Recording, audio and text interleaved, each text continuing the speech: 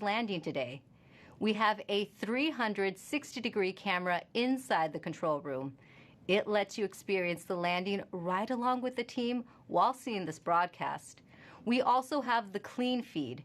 It shows an uninterrupted view of mission control and audio. También tenemos un programa en español. To tell us about it is host Diana Trujillo, who also works on the mission. Thank you, Raquel. We're so excited to be the sister live broadcast in Spanish. Sintonízate nuestro programa en las redes sociales de Twitter, YouTube y Facebook en la NASA en español para que nos acompañes a un tour virtual de la NASA con entrevistas con astronautas, con participación de artistas, con entrevistas con científicos e ingenieros de Perseverance, con Plaza Sésamo y mucho más. Te esperamos. Gracias, Diana. And don't forget, we want to see how you are watching the landing today. Use the hashtag Countdown to Mars to send us your photos and videos. To preview what interviews are coming up is my co-host from the JPL News Office, Marina Jurica. Thanks so much, Raquel. The excitement is building behind me right here in Mission Control as we count down to the Perseverance landing. We will be talking to some of the many people who made today possible, from scientists to engineers on the Mars 2020 Perseverance rover team to folks from NASA headquarters giving us a look into the future of Mars exploration. A little later, we will also be speaking with the students who named the rover and the helicopter. Inspirational stories as we prepare for another landing on the red planet. Back to you, Raquel. Thanks, Marina. Let's give a shout out to the students around the nation learning about Perseverance's mission to Mars with their teachers. We're happy you're with us on this exciting day. Later in the show, we will be answering some of the questions you submitted through your classrooms. Landing on Mars is complex. The team will be calling out milestones as they happen. It's fast-paced, and you'll hear lots of technical terms. To help us translate and explain what is going on in Mission Control is Swati Mohan. She is part of Perseverance's landing team. Thanks for guiding us through landing today, Swati. Hi, Raquel. I'm happy to be here today. So, Swati, what is the status of the Perseverance rover right now? So Perseverance is still in space right now, about 9,000 miles from Mars. So far, she is healthy and on course. And it takes time to send signals between Earth and Mars. Can you let us know how that affects the information you are seeing? So Mars is about 127 million miles from Earth right now. That means it takes about 11 minutes from light to travel from Mars to Earth.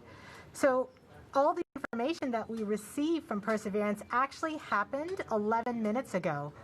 So the round trip is 22 minutes for us to send a command to Perseverance and hear back on the ground that she's received that command. This is what we call two-way light time. That's good to know. And can you tell us who else is in the room with you right now? The operations team is split into two different areas. Here in the cruise mission support area, we have primarily the team that has been flying Perseverance from Earth to Mars. You'll see the placards with the roles of each of the people by their stations. Some of the people you may hear talking today are the flight director, who is the conductor of our operations orchestra here, the entry, descent, and landing activity lead, who is a member of the landing team tasked with understanding the execution of entry, descent, and landing, and then also the telecommunications and entry, descent, and landing communications engineers who will be monitoring the signal from Perseverance through the different paths that we have. Upstairs, in what we call the war room, we have almost the entire entry, descent, and landing operations team. And then across the hall from them, we have the surface mission control room, where the surface operations team is ready and waiting to take over as soon as Perseverance's wheels touch the ground. And you have been part of this mission for years now. Can you tell us what have you been working on? I've been working on Perseverance for almost 8 years now as a guidance, navigation, and control engineer, working primarily on entry, descent, and landing. One of my big tasks was to help with terrain relative navigation. Perseverance will be the first mission to fly terrain relative navigation. So while she's descending on the parachute, she'll actually be looking at the ground with a camera, seeing where she is with respect to the Martian surface, and choosing a safe spot to land that she can get to. After so many years of working on the mission, it's an honor to be here today as the mission commentator. We're happy to have you here. Thanks, Swati. We'll be checking back in with you in just a few minutes as Perseverance approaches its next milestone. Sounds good. But for now, let's learn more about the rover's mission once it lands on Mars. You know, Mars is the closest place that we can reach with robotic exploration that we think had a really good chance of having ancient life. The Perseverance rover will land at a location called Jezero Crater. Jezero Crater is a very interesting place. It's a crater that once held a lake. There are a lot of craters on the surface of Mars that could have once hosted ancient lakes, but not every crater that we think had a lake actually preserves evidence that that lake was there. It had an inflow channel and it had an outflow channel. That means it was filled. The crater was filled with water. In Jezero, we have probably one of the most beautifully preserved delta deposits on Mars in that crater.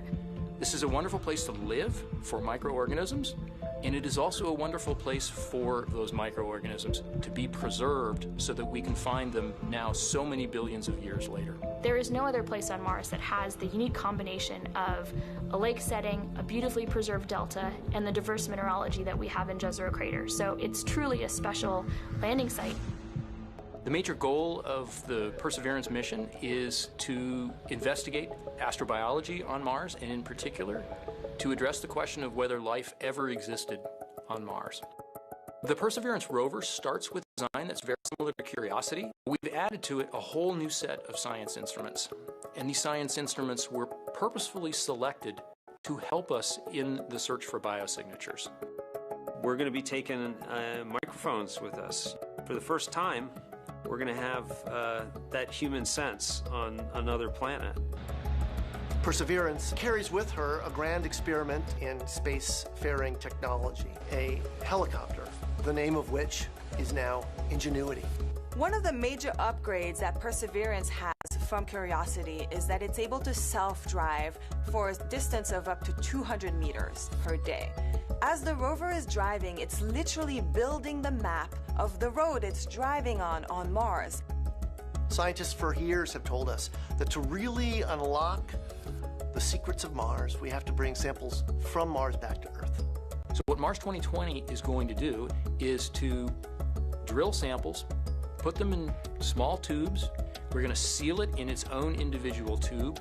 We set them on the surface to provide a target for the second two missions, which hopefully will get in development in the next several years and could potentially get the samples back to Earth by 2031. Perseverance is a very, very profound first step in both our understanding of our place in the universe and a stepping stone towards human exploration on Mars.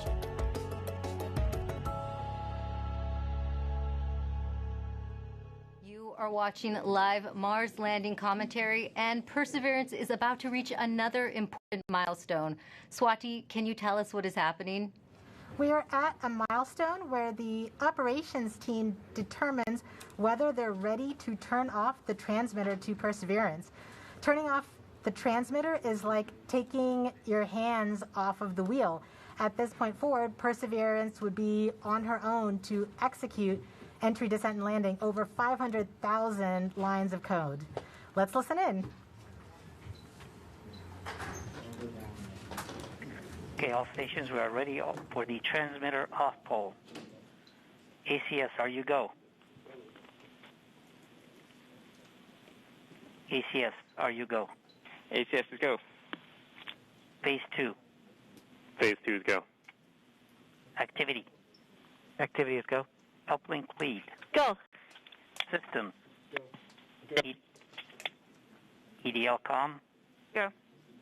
Telecom 1. Go. Telecom 2. Telecoms go. GDS 1. Go. GDS 2. Go. Fault protection. Go. Power. Go. Avionics.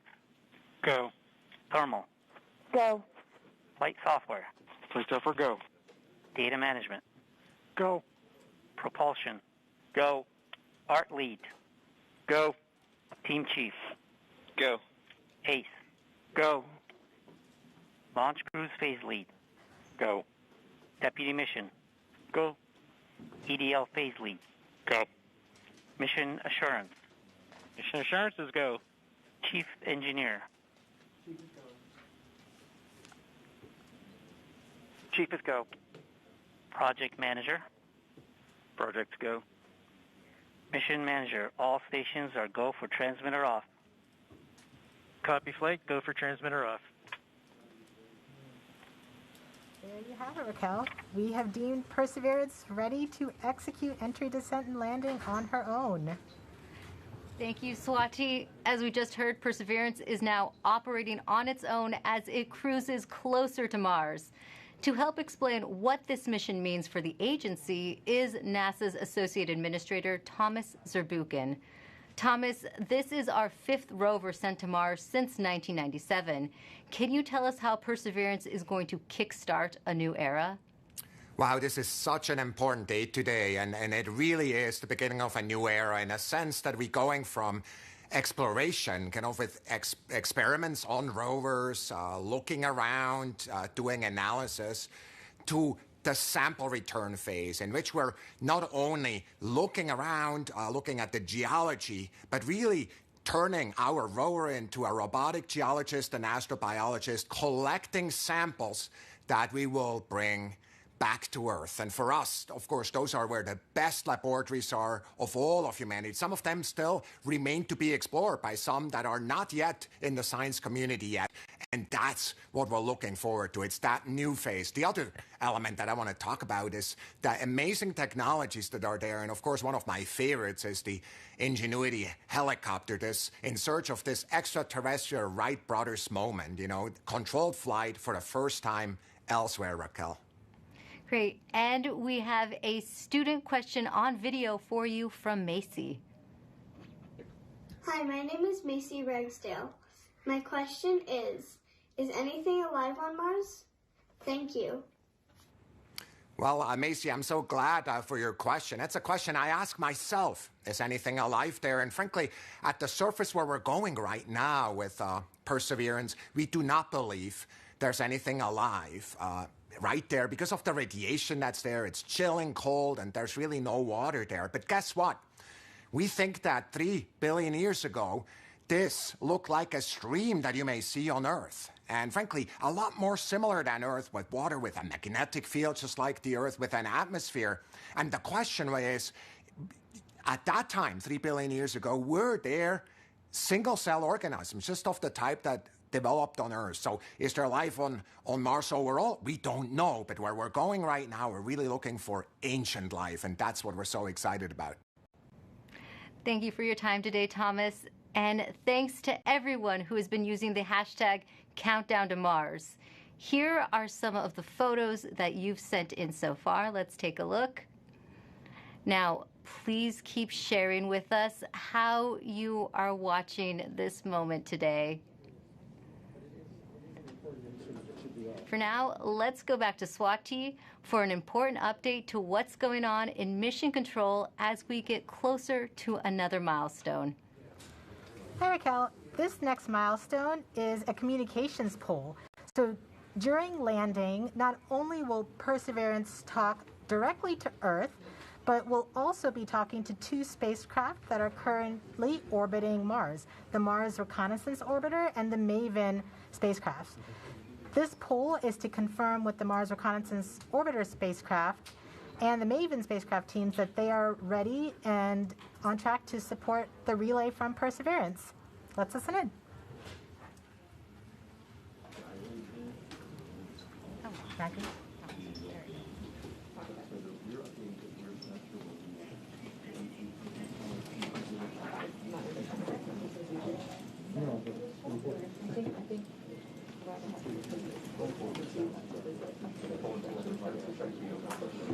EDL comm flight. Go flight. Have you performed the comm check and readiness of the orbiters? We have performed the voice check and the readiness poll and can confirm that MRO, MAVEN, EDA, Radio Science 1 and 2, UHF, DTE, DSN, and EDL, GDS are all ready to support.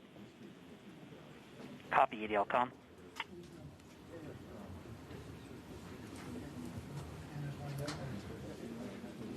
So we've just heard that we have confirmation from each of the different orbiters and all of their support equipment on the ground that they are ready and are on track to support the relay from Perseverance.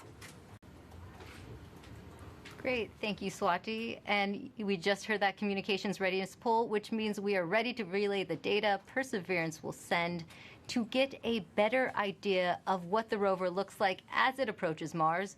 We have a NASA program called EYES. The visualization lets anyone watching track Perseverance. Here's how the program works. Follow Perseverance on its journey to the surface of the red planet with eyes on the solar system. From your desktop or mobile device, go to eyes.nasa.gov. Click on the banner, and now you're with Perseverance in real time through every step of EDL, entry, descent, and landing. This interactive experience lets you ride along from whatever perspective you choose. Click and drag, scroll in, scroll out.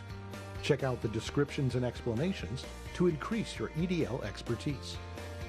Experience every entry, descent, and landing event precisely designed and executed to land Perseverance safely on Mars. The EYES experience is based on predictive data, but during this broadcast you'll see a different visualization called Ranger, and it's based on the real communication the team in Mission Control receives from Perseverance in near real time. This is the visualization the team will follow as data fills their screens while monitoring the health of Perseverance on its nerve-wracking course to another successful Mars landing. Enjoy the ride.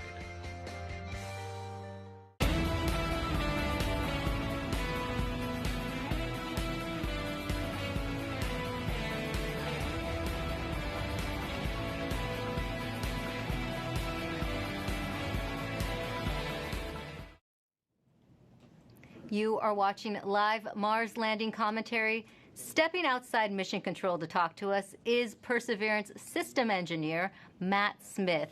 Thanks for joining us today, Matt. Hey, Raquel. Well, coming from Mission Control, we are going to hear terms related to landing. Can you help us understand what some of them mean? Sure, definitely.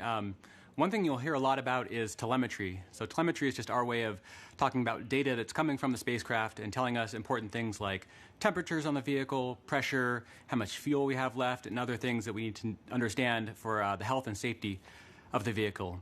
You'll also hear the word nominal, hopefully. Nominal means everything is expected, everything is okay, we're good to go. You'll hear also a lot about velocity and deceleration. So velocity is just our speed combined with the direction we're going. And deceleration is our slowing velocity. So we're coming in at over 12,000 miles per hour, and we're going to slow down to a nice, comfortable 2 miles per hour at landing, and that's our deceleration. Speaking of landing, you may hear a couple important terms at landing itself. One is RIMU stable. So the RIMU is a device on the rover that measures the rover's orientation and whether it's moving. So we want a nice, stable landing spot without any motion. You'll also hear UHF stable, hopefully.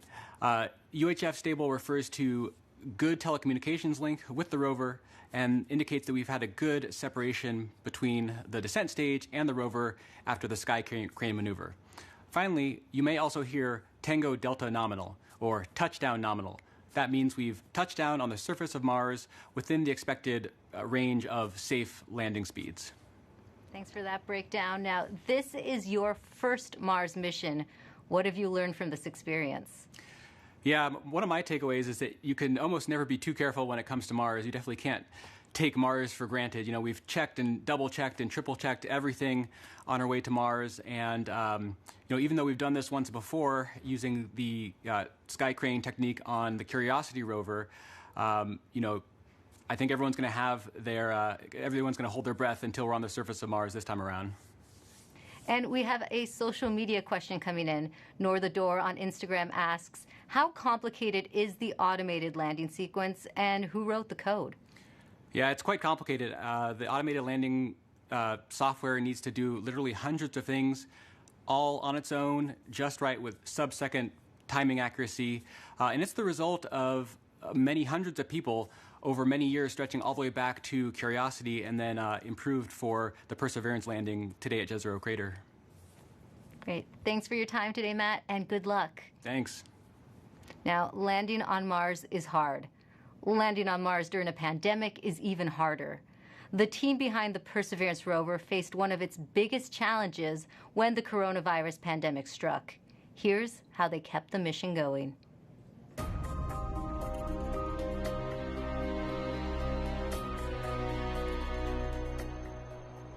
When the pandemic struck, the future was certainly unknown. It was like walking into a blind, dark alley. You didn't know what was there, what was in front of you, what you were going to have to deal with. It's something that nobody expected. It's something that nobody could plan for. So we all were asked to start working from home. Rather than your first priority being mission success and getting to the launch pad, your first priority immediately gets displaced, and it's now the safety of the people. And it took a lot of work to put stuff together in order to keep momentum going, to keep people working safely, keep them healthy, and to keep the project on schedule. We called the effort Mars 2020 Safe at Work, and the objective was to keep the team as safe or safer than they would be if they were not working. You know, putting a spacecraft together that's going to Mars and not making a mistake, it's hard no matter what. Trying to do it during the middle of a pandemic, it's a lot harder. And liftoff. As the countdown to Mars continues, the perseverance of humanity launching the next generation of robotic explorers to the Red Planet. Certainly never done something like this before. Try to lead a team that's flying a spacecraft on the way to Mars while getting ready for landing, while doing it all from home. There's no doubt that working in isolation, not virtual isolation, but in physical isolation from everyone else, is a challenge. We had to rethink and redesign what it meant to operate a spacecraft in flight when we couldn't all be in the same room in mission control, seeing the data come down from Perseverance. It was a major change going to that, looking at everyone on a screen instead of in person. Because of the pandemic, you can't just pop over your cubicle wall and talk to the person next to you. It's definitely been a challenge to figure out how to communicate and get everything done remotely, but we've managed to make it work. We are explorers. Our job is to go into the unknown, and this is just another example of the unknown. We're really doing something that's transformative and trying to understand whether or not life evolved on another planet. That's the fundamental objective of this mission. We're all still connected by this incredible mission and this wonderful team that we have the opportunity to be a part of. So that keeps at least me going. Pretty much everybody that I've talked to that's associated with the mission has said the same thing, which is you could not have come up with a better name than Perseverance. It's an amazing serendipity. We get to persevere through working on Perseverance.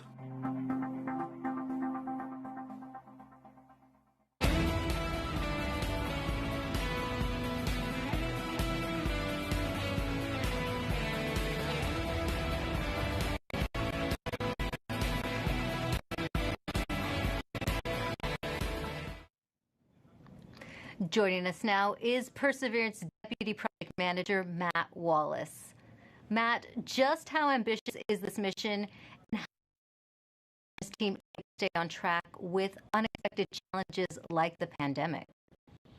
Well, it's a very ambitious mission. We're carrying not only a host of new, extremely capable science instruments to do that science mission that we've talked about, but also a number of technology experiments that provide feed-forward information into the next set of robotic explorers or even human exploration of Mars. So there's a lot for us to do. We look a lot like Curiosity, but in fact we're carrying 50% more payload down to the surface of Mars. And so it is it's been a big challenge. And it was particularly challenging when the pandemic struck. It came at a critical time in our processing. We were just months away from launching. We're trying to essentially get the spacecraft assembled, do the final tests. We did not have a lot of margin in our schedule, and our focus just entirely shifted from that to keeping the team safe and keeping their families safe. And we had to do that quickly. We had to make the adjustment quickly. I think, we got through it with a lot of help. A lot of people stepped up to make it happen. The team was tenacious, and we managed to get it launched and fly it to Mars. Thanks to a lot of help. And Matt, just how large is the team that worked on Perseverance? It's a big team. A couple thousand people here just at JPL, in fact, have worked on the mission. And then almost every other NASA center has contributed in some significant and critical way as well.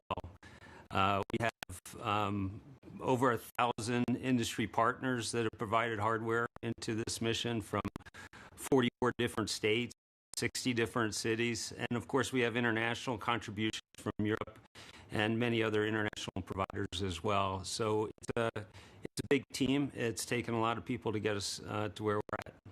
That is a big team. This is the most difficult landing site ever attempted. Now, why do you think Perseverance is ready to land in Jezero Crater now? Jezero is tough. I mean, it's scientifically fascinating because it's got a lot of things like craters and rock fields and cliffs and sand dunes and that sort of thing, which are great for the science community. That's exactly the type of features they're looking for to learn more about Mars.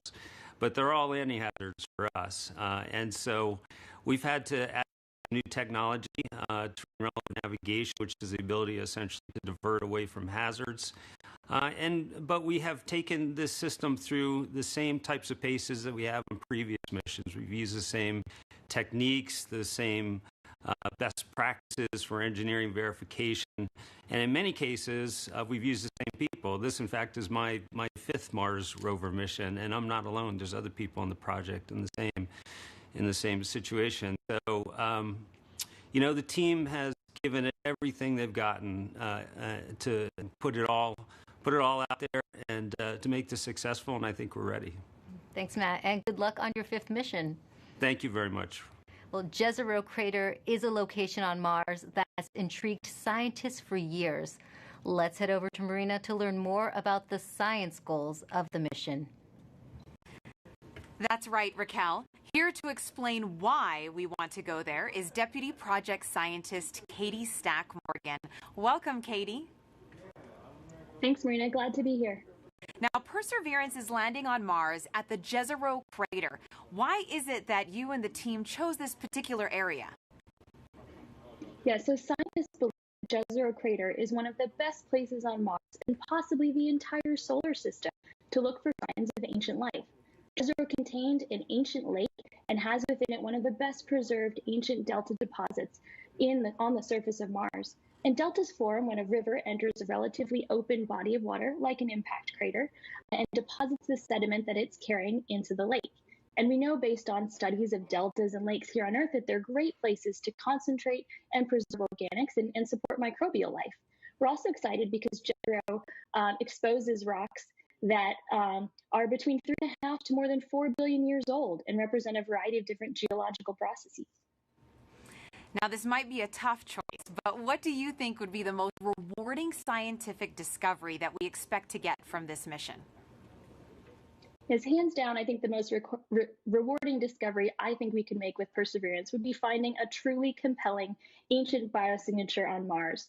The rocks in and around Jezero Crater record a period of time when life first arose in the solar system, and we have the opportunity with Perseverance to study the evolution of the planet from a once habitable world likely capable of supporting ancient life to the cold, barren planet we know Mars is today. And why do you think, Katie, it's so important to find out if there really is or was ancient life on Mars? Well, the question of whether there's life beyond Earth is one of the most fundamental and essential questions we can ask. And our ability to ask this question and develop the scientific investigations and technology to answer it is one of the things that make us as a species so unique. And based on everything we know about Mars in the past, it absolutely should have been capable of supporting ancient life. So we can find out an answer to the question, where there were habitable environments, was there life? And studying the possible emergence of life on ancient Mars can also help us better understand the conditions that led to life on our own planet. That's so fascinating, Katie. Now we're going to take a question from a student, Vara. Hi, I'm Vara, and my question is, why was Mars able to sustain lakes and rivers ages ago, but cannot now? Isn't it cold enough to make water, and isn't it always? Thank you. Yeah, that is such a great question. And one of the things that protects our atmosphere here on Earth and allows liquid water to be stable on our own planet is the fact that we have a magnetic field protecting that atmosphere. We think that Mars lost its magnetic field way back billions of years ago and left the atmosphere exposed to things like solar winds and cosmic rays that basically blew that atmosphere away. And once that happened, liquid water wasn't stable on the surface of Mars anymore. It was too cold and the pressure was too low. And so now Mars is not capable of supporting liquid water and likely not capable of supporting life at its surface. Well, thank you so much to Vara for that great question. And a big shout out to all the kids that are watching out there today. And thank you so much to you, Katie, for joining us. That was so great. Thank you. Now sending it back over to you, Raquel. Thanks, Marina. Earlier, we were able to catch up with the communications systems engineer, Chloe Sakier. She helps us break down the system used to track Perseverance during landing. The communications infrastructure supporting Perseverance's landing is quite complex. We've rallied a truly global network of relay and communications assets to help us capture and record those precious minutes of entry, descent, and landing, or EDL. We receive a stream of engineering telemetry via these communication assets that helps us see and understand exactly what's happening. Perseverance sends direct-to-Earth X-band tones, each of which provides us with indications of critical entry, descent, and landing events. During entry, descent, and landing, we have 2 Mars orbiters listening for the ultra-high frequency, or UHF, signals from Perseverance. These orbiters relay these signals to deep space network stations on Earth, Madrid in Spain, and Goldstone in California. The Mars Reconnaissance Orbiter, or MRO, has reconfigured its software to perform a type of relay called bent pipe. This will provide us with near real-time telemetry during entry, descent, and landing. We have coverage from the Mars Reconnaissance Orbiter from just before entry to a few minutes after landing. The telemetry we receive will be delayed by the time it takes light to travel from Mars to us back on Earth. Additionally, the Mars Atmosphere and Volatile Evolution spacecraft, or MAVEN, is recording these UHF signals and will be relaying that recording hours after landing. MAVEN will be covering us from around the time of cruise stage separation until a few minutes after landing. We also receive what we call heartbeat tones, which are indications that the spacecraft is alive and progressing throughout entry, descent, and landing. It's important to note that while unexpected, we could lose our communication links and still land safely. Because Perseverance is doing entry, descent, and landing completely autonomously, she doesn't need our help to joystick the landing. The communication links give us added visibility. And you can see Chloe hard at work inside Mission Control right now. Perseverance's landing might look like the system the Curiosity rover used back in 2012. But landing on Mars is difficult. There's always a risk involved. Here's what needs to happen for Perseverance to touch down safely in Jezero Crater. Nothing can be taken for granted when you get to Mars. There's a lot of things we just don't know. Space always has a way of throwing us curveballs and surprising us. I mean, until we get the data that says we're on the ground safely, I'm going to be worried that we're not going to make it. Entry, descent, and landing is often referred to as the 7 minutes of terror because it takes about 7 minutes to get from the top of the atmosphere of Mars to the ground safely. The spacecraft has to do all of this by itself. There are many things that have to go right to get Perseverance onto the ground safely. There's a lot counting on this. This is the first leg of our sample return relay race. There's a lot of work on the line. Starting about 10 minutes before atmospheric entry, we get rid of really the spacecraft part of the rover that's been supporting us. We come screaming in to the Martian atmosphere at 12 to 13,000 miles per hour. And the heat shield is what dissipates all that initial energy through friction. The vehicle will continue actually flying itself through the atmosphere. It's sort of like a transforming vehicle that went from a spacecraft, and now it's kind of like an aircraft actively guiding itself. When we're going slow enough, we deploy a parachute. It's the biggest supersonic parachute we've ever sent to another planet. It's critical for slowing down the vehicle. Perseverance's entry, descent, and landing borrows heavily from that of Curiosity.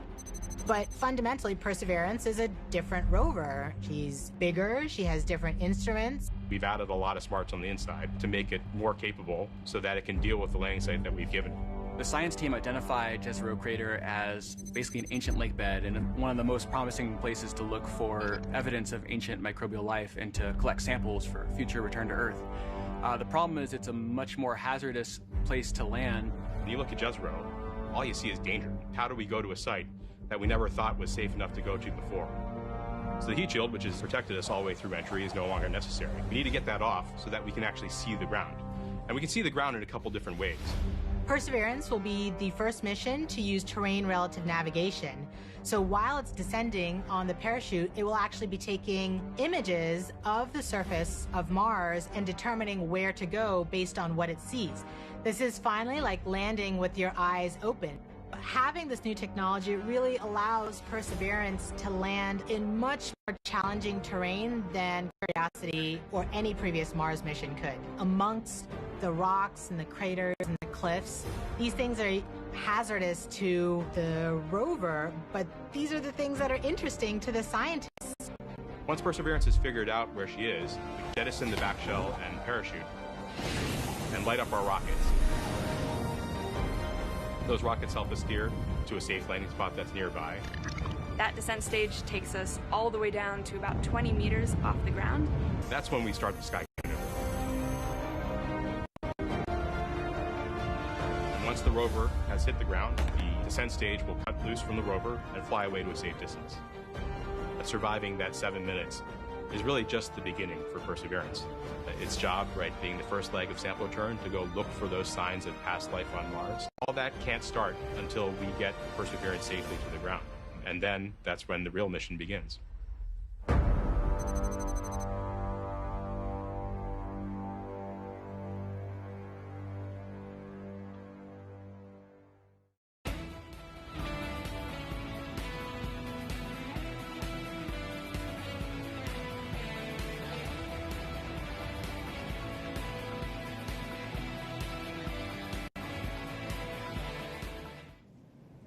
With us now is Al Chen. He is Perseverance's entry, descent, and landing lead. Al, you were part of the Curiosity rover landing. Does it get any easier the second time around? It absolutely does not, especially when considering we're trying to land the biggest, heaviest, and most complex rover we've ever built at the most dangerous landing site we've ever attempted. Jezero may look great and promising from a science perspective, but it's absolutely treacherous for landing. There's a cliff wall that's about 200 feet tall that runs right through the middle of the landing site. There are craters full of sand that even if we landed in them, we would not be able to drive out of. And there are rocks to the east and actually all over the place, rock fields. That would be a bad day for us if we were to land on them. Now, Al, what new technology makes this type of dangerous landing possible? Perseverance is carrying two new technologies that are really kind of under the hood smarts that are allowing us to land at this kind of treacherous landing site. The first is range trigger. That's the ability, we've given Perseverance the ability to decide for herself, based on where she is, when to deploy the parachute. Previously, we used to deploy parachutes, that supersonic parachute, based just on navigated velocity. But now Perseverance has the smarts to figure out where she is and deploy that parachute at just the right place to make sure that we shrink where we could come down. That actually reduces the area, that error ellipse, where we can come down on the ground, from something that was on the order of 15 miles long by 12 miles wide for Curiosity to about 5 miles long by 4 miles wide for Perseverance. So that's quite a bit of reduction. Second, the next piece of technology that's helping us land there is terrain relative navigation. In the past, after we've popped off the heat shield, we've taken pictures of the ground as it's been coming up, but we haven't really done anything with them. This time Perseverance is carrying a camera to take pictures, but also a kind of second brain to help it figure out what those pictures are telling it and match it up with an onboard map from a satellite. That allows it to figure out exactly where she is. Suddenly then, she can then fly to safe spots that are nearby once she really knows where she is. It allows the site to not have to be as flat and boring as a pancake as some of our past sites have been, the entire area we could come down. Now we just need little pieces of that site to be small enough and safe enough for us to land in safely and fly there after we've gotten rid of the parachute. And we also have a social media question coming in. Sansakari14 on Instagram is asking, how does the sky crane decide where to move itself after the payload lands? After the payload lands, after the rover touches down, the sky crane, the descent stage, which is that rocket-powered jetpack above it, the first job, of course, is to make sure you don't hurt the rover. So it'll turn forward or backward so that the engine plumes don't pass over the rover. So it'll come up and start to turn. And it'll go in whichever direction is closest to north. So it can either go forward, if that's the way north is, or go toward the rear of the rover, if that's where north is. And it'll fly about a third of a mile or so away. Thanks for talking to us today, Al. Thank you very much.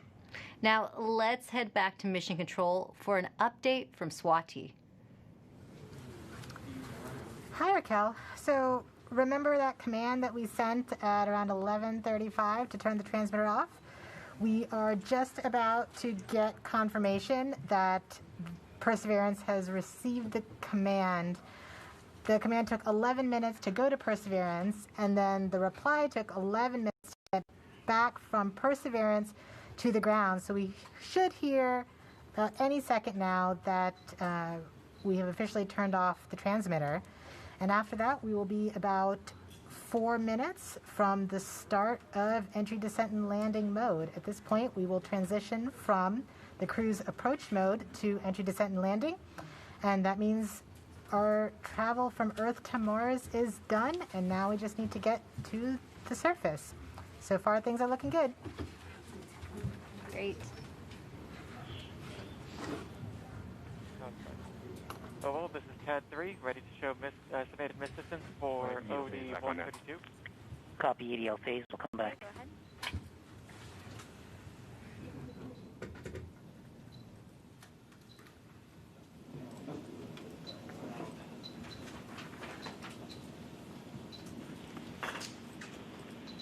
Flight Ace. Go Ace. Our tracking stations have all confirmed the results of the transmitter drive-off and in lock one way. Copy, Ace. GDS flight. Flight GDS. At this time, I'd like to disable the alarms before EDL main. So please disable all the alarm files and start a new downlink session. Copy that. EDP. Copy that. Proceeding now. Confirmation that we are now officially one way and the transmitter is off.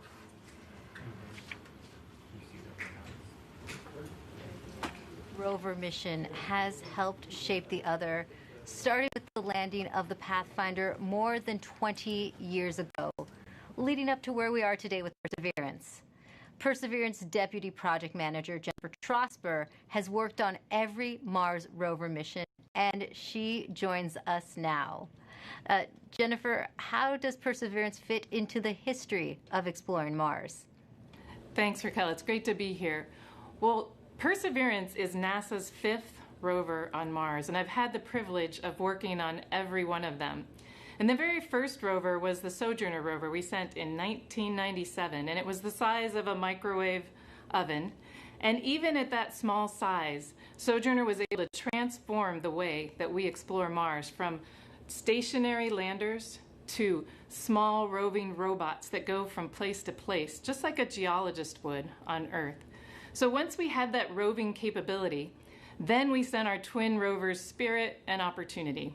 Spirit and Opportunity were tasked with finding evidence of ancient water on Mars. Now they did. They're great explorers, and both of them found ample evidence that water had once existed on the surface of Mars. But we had a question, another question then, was Mars ever habitable if water had been there? And that's when we sent Curiosity. Now, Curiosity was a major upgrade to our rover fleet. She's the size of a small car. She landed with the sky crane system instead of airbags. And she also carries along her own sample analytics lab, and she's still operating today. And during her exploration, she has found evidence of a habitable environment in an ancient lake bed on Mars. So now we're sending Perseverance. Perseverance is tasked with answering the question and looking for evidence of ancient microbial life on Mars. And in order to do this, she has to be the smartest and most capable rover we've ever sent. Speaking of Perseverance, can you tell us more about how Perseverance is smarter than its predecessors? Yes, we've made a lot of upgrades to help her along with the surface mission. One of them is for her autonomous traverse capability. When I say autonomous traverse, I mean we tell her where we want her to end up, and she has to figure out the safe and best way to get there. In order to do that, she uses her cameras, algorithms, a computer. So we've given her another computer, we've upgraded the cameras, and we've upgraded the algorithms. Now she drives 3 times as fast as Curiosity could drive in this autonomous traverse mode. In fact, her average daily distance for driving, about 200 meters, is close to the maximum distance any rover has ever driven in a day on Mars. So she's fast. Another thing that we've done, which is the most significant upgrade that we've made, is the sample caching system itself. Curiosity has a robotic arm, like Perseverance has a robotic arm, but on the end of Perseverance's robotic arm is a coring drill that will go and take rock cores, transfer them into sample tubes and into the rover, where another robotic arm will take those tubes, will seal them and store them, and eventually drop them on the surface of Mars for future return to Earth. Great. And we also have a social media question about Perseverance. Erica A.S. on Instagram wants to know what the wheels of the rover are made out of. Great question. Well, you may think we make them out of some material you've never heard of. It turns out they're made of aluminum. Now, Perseverance's wheels are a little thicker than Curiosity's, but they're actually both made out of aluminum. And one more question for you. Can you tell us more about the importance of where you are right now in the building? Yes, I am above, on the second floor, above the cruise mission support area that you've been watching. And this is the surface mission support area. So as soon as Perseverance lands, all commands, this room will take over. It will become headquarters for operating Perseverance on Mars. Thanks for taking the time to talk to us today, Jennifer. Thank you. Now, we now know Perseverance's place in history. Let's take an up-close look at the rover with Mars 2020 System Testbed Engineer Elio Morillo. Thank you, Raquel. I'm standing in front of the Mars 2020 Perseverance scaled model. As you can tell, this vehicle is about the size of a Mini Cooper. These wheels are obviously black here and they look like rubber, but they're actually fully made of metal. These wheels are designed to allow us to climb over obstacles and of course climb over hills and minimize the amount of slipping once we're traversing on the surface of Mars. Here in the front of the rover, we have the sample caching system. And of course, at the very front end of this is the robotic arm, which this entire system is arguably the most complex robotic system we've ever sent outside of Earth. Here at the tip of the arm, we have a turret which contains a suite of instruments along with some drills and coring capabilities that will allow us to do contact science once we get to the surface of Mars. Not only that, this robotic system is equipped to collect samples about the size of a piece of chalk that then eventually will be stored inside of the vehicle and dropped off in a later location so that an eventual mission can go and return these samples to Earth, something we've never done in the past. Here in the front, we have the remote sensing mast. Something of note is that this mechanism is going to be stowed upon the touchdown on the surface of Mars. And one of the first critical activities we do is deploy this mechanism. This mechanism includes several cameras that are going to give us some of the most breathtaking images we've ever taken on Mars. Along with that, we have some lasers as well as a spectrometer. They're going to allow us to do some remote science. Here you see some of these extrusions that are part of the larger weather suite of instruments that will allow us to characterize the local climate around Perseverance. So that's a quick tour of the rover, but I got to get back to work. So back to you.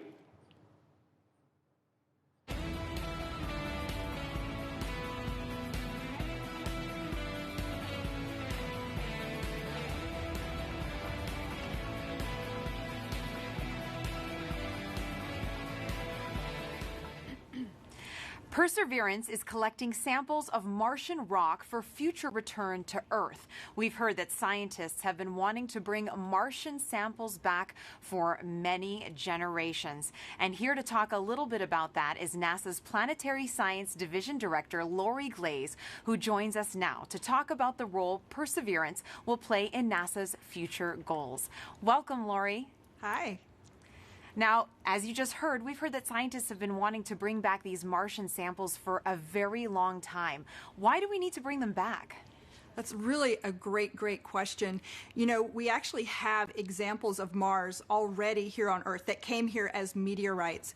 But we don't know exactly where they came from on Mars, and then they also have had to make the trip from Mars to Earth, and so they got altered during that time, and then during their entry and descent into the Earth's atmosphere, that also changes what those rocks are like. So being able to go to Mars and actually collect a sample where we know exactly where it came from, and we know we can preserve it and keep it pristine and carry it all the way back here, this will be incredibly important to help us answer questions about the geologic history of Mars, understanding how it formed and evolved, and also really important questions about whether or not life actually existed on Mars 3.5 billion years ago, and whether that life, if it existed, has been preserved in the surface of Mars. Now, Lori, these sample tubes that Perseverance is going to be collecting, they're the cleanest things ever created on Earth. Tell me a little bit about that. Oh my goodness. We worked so hard. The team here at JPL is absolutely incredible to assure that those sample tubes are incredibly clean. One of the main goals of this mission is to be able to detect if there's actual life that's preserved, ancient life preserved in those rocks, in those samples. And we definitely don't want to be carrying, our own DNA off to Mars and then bring it back here to confuse our scientists when they're trying to study those samples. So it is an incredibly clean set of equipment that's been sent there. As you said, the cleanest thing we've ever sent into space. Now, this is a very complicated campaign. Can you break down for us how it's going to work and if there's any international partners working with us? You are correct. The Mars sample return campaign is incredibly complex. In fact, it's probably the most challenging thing we've ever tried to do. But we're definitely not going to try and do it alone. We have great partners with the European Space Agency. And the way this campaign is going to work, well, Perseverance is the first step. Chapter 1 is going to Mars and collecting the samples. Chapter 2 is going to be a sample return lander that we hope to launch in around 2026 to 2028. And that lander, it'll be an American lander carrying a fetch rover that's provided by European Space Agency. And that little fetch rover will drive out and pick up the samples that Perseverance left on the surface of Mars. And the fetch rover will bring them back and load them into a rocket that we call the Mars Ascent Vehicle, which will be the first ever launch from another planet. And it will launch those samples into orbit around Mars. In the meantime, the European Space Agency will have an orbiter that's in orbit around Mars that can rendezvous and capture those samples and then bring them back to Earth for us to study back here in our amazing laboratories. A lot of firsts, it sounds like, Lori. And another first, how is Perseverance and the Mars sample return mission going to help the future human exploration of Mars? I'm so glad you asked that. I think we're going to get a lot of great information from Mars sample return with, again, being able to land the heaviest payload we've ever landed on Mars will be that sample return lander. That's critical to us learning how to land humans on Mars. And then we are definitely going to want to be able to launch the humans back off of Mars. So that Mars Ascent Vehicle is going to be critical, that first step of the first launch from another planet. So exciting, Lori. And speaking about the Mars generation, we're now going to take a student question for you from Livia. Hi, my name is Livia, and my question is, what made you want to study Mars, and why are you working so hard and willing to wait so long for a sample? Thank you.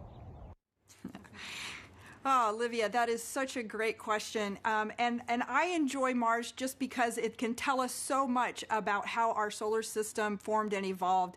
All of the planets can tell us different parts of that story, and Mars is a really key piece of that. And one of the main reasons we're willing to wait so long to get the sample back is that we've got great new scientists that are all about your age, and in about 10 or 15 or 20 years, you'll be the generation that's going to actually get to work with these samples. When they come back, you'll be the scientists and engineers that will be the next generation to change how we think about Mars and how we think about life in the solar system. That was a great question, Lori. Reach for the stars, future little scientists and engineers. Thank you so much for joining us here today, Lori. It's my pleasure. Thanks. Back to you, Raquel, for another mission update. Thanks, Marina. The cruise team for Perseverance controls the rover on its way to Mars. And moments ago, they handed it over to the landing team. And it looks like team leaders in Mission Control are about to talk to both teams. So let's listen in. The CBM change, as I mentioned previously, is to the EDL reserve two-way non-coherent row. Activity. Copy flight. EDL phase, go ahead. Flight pep talk, I guess, to the team. All right. I'm terrible at pep talks. I think my reputation precedes me there. And look, I know this hasn't been easy, right? I'm not even sure we've even been all in the same room at the same time. I mean, I'm staring at folks across the internet as well. Even now, right?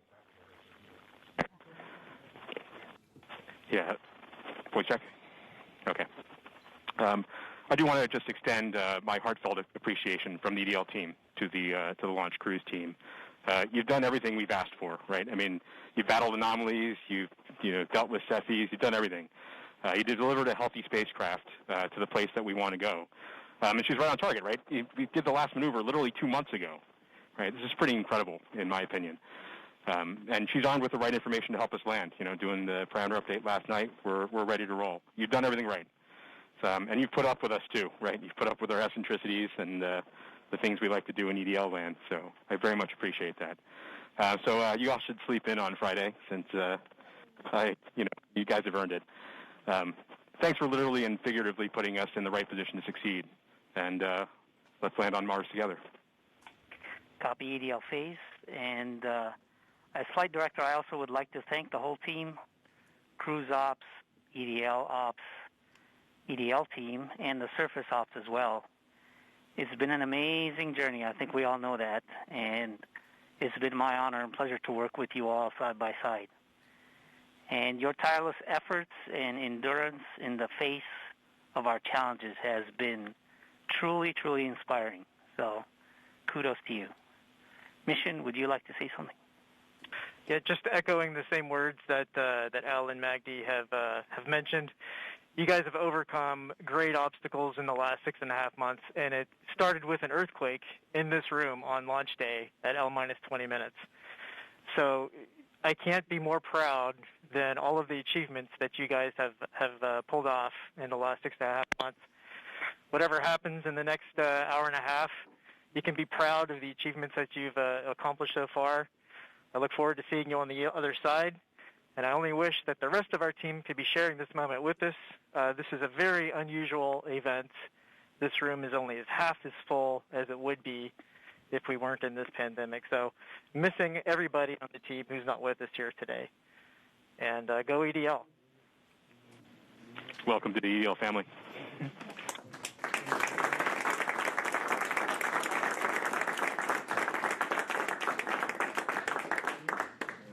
And with that, Godspeed Perseverance. All right, activity. Go ahead and continue the report. Sure thing, flight. We've since completed the EDL start anchor. As I was mentioning, we changed our CBM row to EDL reserve two-way non-coherent. That row reinforces our CBM windows disabled, keeps our packetization on, it turns off our ranging and switches to the auxiliary oscillator.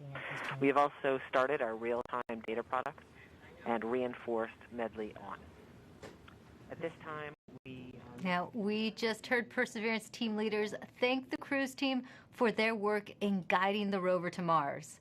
Now, did you know the rover name and Mars helicopter name came from students? Well, a couple weeks ago, Marina was able to catch up with them. Thanks, Raquel.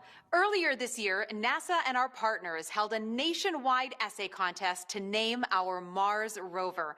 Alex Mather, a 7th grader from Springfield, Virginia, submitted the winning essay that was selected by NASA from a field of more than 28,000 entries from K through 12 students in every state in the U.S. Vanessa Rupani's essay for Ingenuity was so compelling, NASA thought it would be a perfect name for the history-making helicopter, a technology demonstration carried aboard the Perseverance rover. Alex and Vanessa join us now. Welcome, you guys. Hello, space nerds. Hi. Now, you got to go to Florida and watch the launch live back in July. Alex, what were you feeling as you saw that rocket launch into the sky? I read a log of books written by astronauts, and every single one of them always talks about the raw power behind a space launch. And I definitely feel like watching the launch invoked that sense of inspiration mixed with anticipation, along with that rumble in my chest. That's very inspirational, and I'm sure that you have had many conversations with your classmates since this all began. Now, what kind of questions have they asked you? I got some people asking me about what this helicopter is, what this rover is, what are they actually going to do. So I love that this whole experience sparked a greater interest in the mission in my community. Why do you think it's so important for kids to be inspired by space exploration? Because space is the future, and kids are the future. Learning about space and watching the story of humanity spread to the stars happen is watching the future happen and seeing history unfold. The best way to keep our home safe and protect our planet is to learn from the worlds around it. So I think it's really important for the next generation of scientists to be engaged in that type of exploration to make our home the best place it can be. Now, speaking of the future, what has your life been like since naming the rover and helicopter? Has it sparked any future aspirations for the two of you? Oh man, I am currently applying to a science and technology school for high school. I'm hoping for a NASA internship sometime along the way, with my ultimate goal being to join the incredible team of scientists and engineers who are about to make this happen. This whole experience has definitely shown me that I want to go into the space industry. I came home from Florida, did all my college applications, and checked aerospace engineering on all the boxes. I mean, the whole time we were there, I was thinking, why would anyone want to do anything else? So true, and the best of luck to both of you. Thank you so much for joining us here today, Alex and Vanessa. Thank you for having us. Thank you so much. I had a great time. Now, your essays, as well as the top 155 finalist essays, are riding on the Perseverance rover, along with nearly 11 million of the names from all over the world that were submitted before launch. And if you miss the chance to get your name on Perseverance, then you will get another chance to reserve a spot on the next mission to Mars. So make sure that you sign up now at mars.nasa.gov for your boarding pass. As virtual celebrations are happening all over the globe, let's take a look at some of your submissions on our social channels, showing us how you're celebrating the Perseverance landing right now. And remember to hashtag Countdown to Mars and send those in. We would love to show them off. Look at these kids. They are getting so excited. Everyone's watching it. A lot of classrooms are watching it. Oh, and great, someone did a Lego version of Perseverance, which is awesome. It looks fantastic. We love getting all your pictures out there. We've gotten a lot of artwork from kids, which has been great. I know I have a 9-year-old John at home, and he loves to draw the rover. And look at that. That is awesome. That's better than anything I could bake, that's for sure. Perseverance in a cake. That looks so great. Delicious. I want to get into that. Another great send-in from David Bowie Reel. Thank you so much for your submissions. Remember, hashtag Countdown to Mars. We love to see how you're celebrating. Now, you might know our next guest from shows like Emily's Wonder Lab. Joining me now is Emily Kelandrelli. Thank you so much for being here with us today. Hi, thanks so much for having me. Now, you are very passionate about getting kids interested in science and space exploration. Why do you think kids are so excited about space? Well, I know the reason I'm excited about space, and I think it's the same reason that many others are excited about space, and it's that the people in the space industry work to answer two of the biggest questions that humans have ever asked. Are we alone in the universe, and where did we all come from? And by sending a rover to Mars, we are gaining evidence for the answers to these questions, more evidence than we ever had before, and I think that's so exciting. It is, and I know you get loads of interesting questions from kids. Have you gotten any about Mars specifically? Oh my gosh, yes. Everybody loves Mars. It's in movies and books and TV shows, and everybody loves Mars. So one of the things that I get asked a lot is that, it's called the red planet. Why is it red? Well, it's red because it's literally rusty. The top layer of soil on Mars has iron oxide in it, or rust, and rust has that brownish red color. So it's red because it's rusty. And also because it's red, they ask, is it red hot? Is it really hot on Mars? And well, no, actually, it's colder than the Earth. It's farther away from the sun. So as you would imagine, it's a little bit colder than the Earth. It also has a really thin atmosphere. So the heat that it does have, it has a hard time keeping in.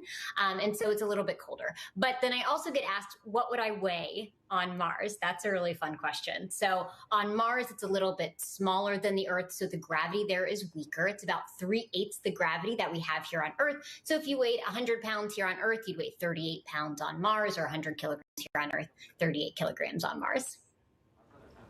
Those are all super fun. I think even some adults want to know the answers to those questions, Emily.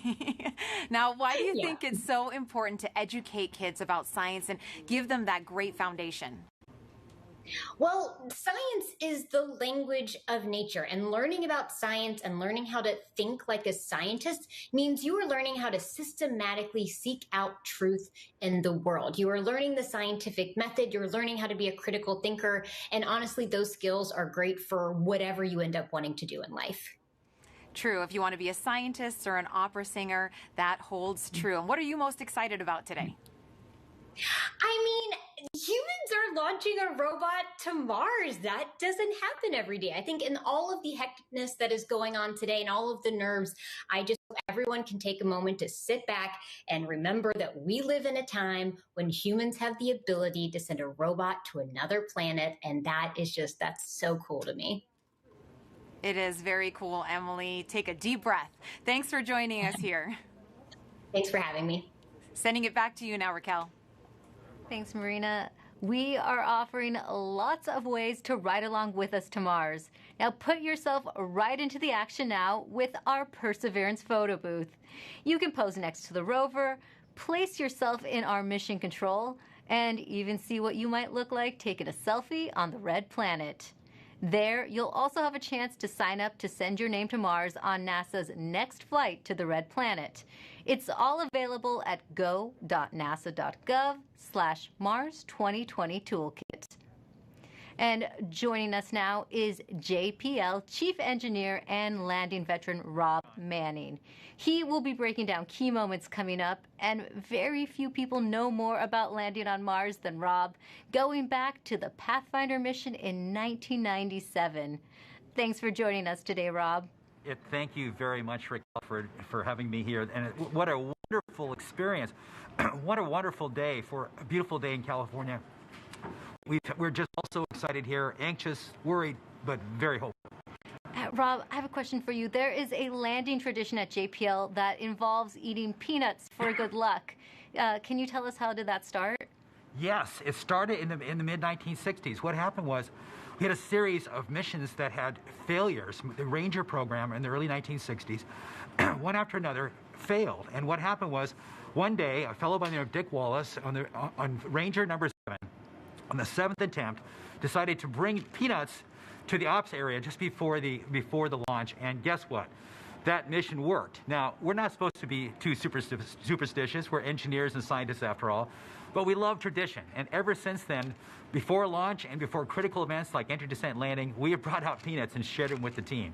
And it's been really a wonderful little experience. And so this is something we'll do, we're doing right now, and it's something that we just can't help ourselves. It's just part of the experience. Oh, well, speaking of the experience, how did the Perseverance team keep the tradition alive this year? Well, this year we're passed out little packets of peanuts to the team, and they can sneak one peanut in their mouth as part of to keep the tradition alive. But this is part of the COVID experience, but we can't leave this one undone. So this is what we're doing, and this is going to help us land safely.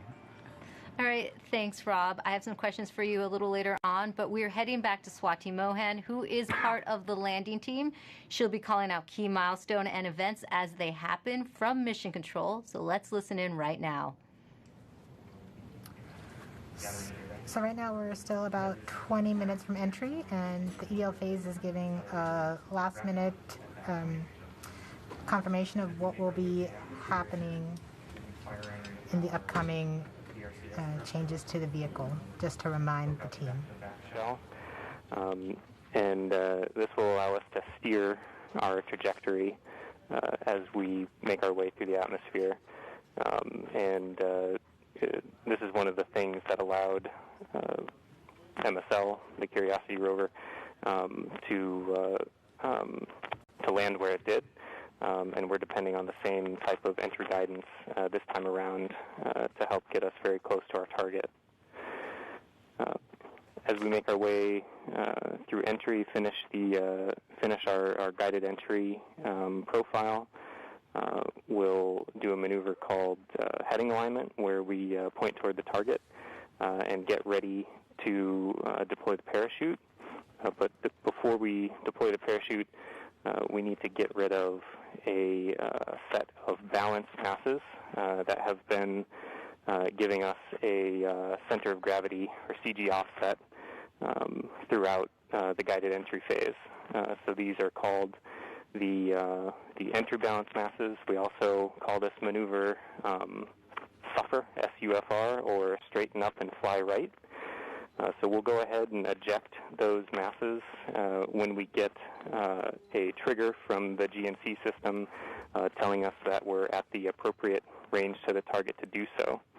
As soon as we deploy those, we will no longer have a CG offset, and we'll be ready to deploy the parachute 17 seconds later.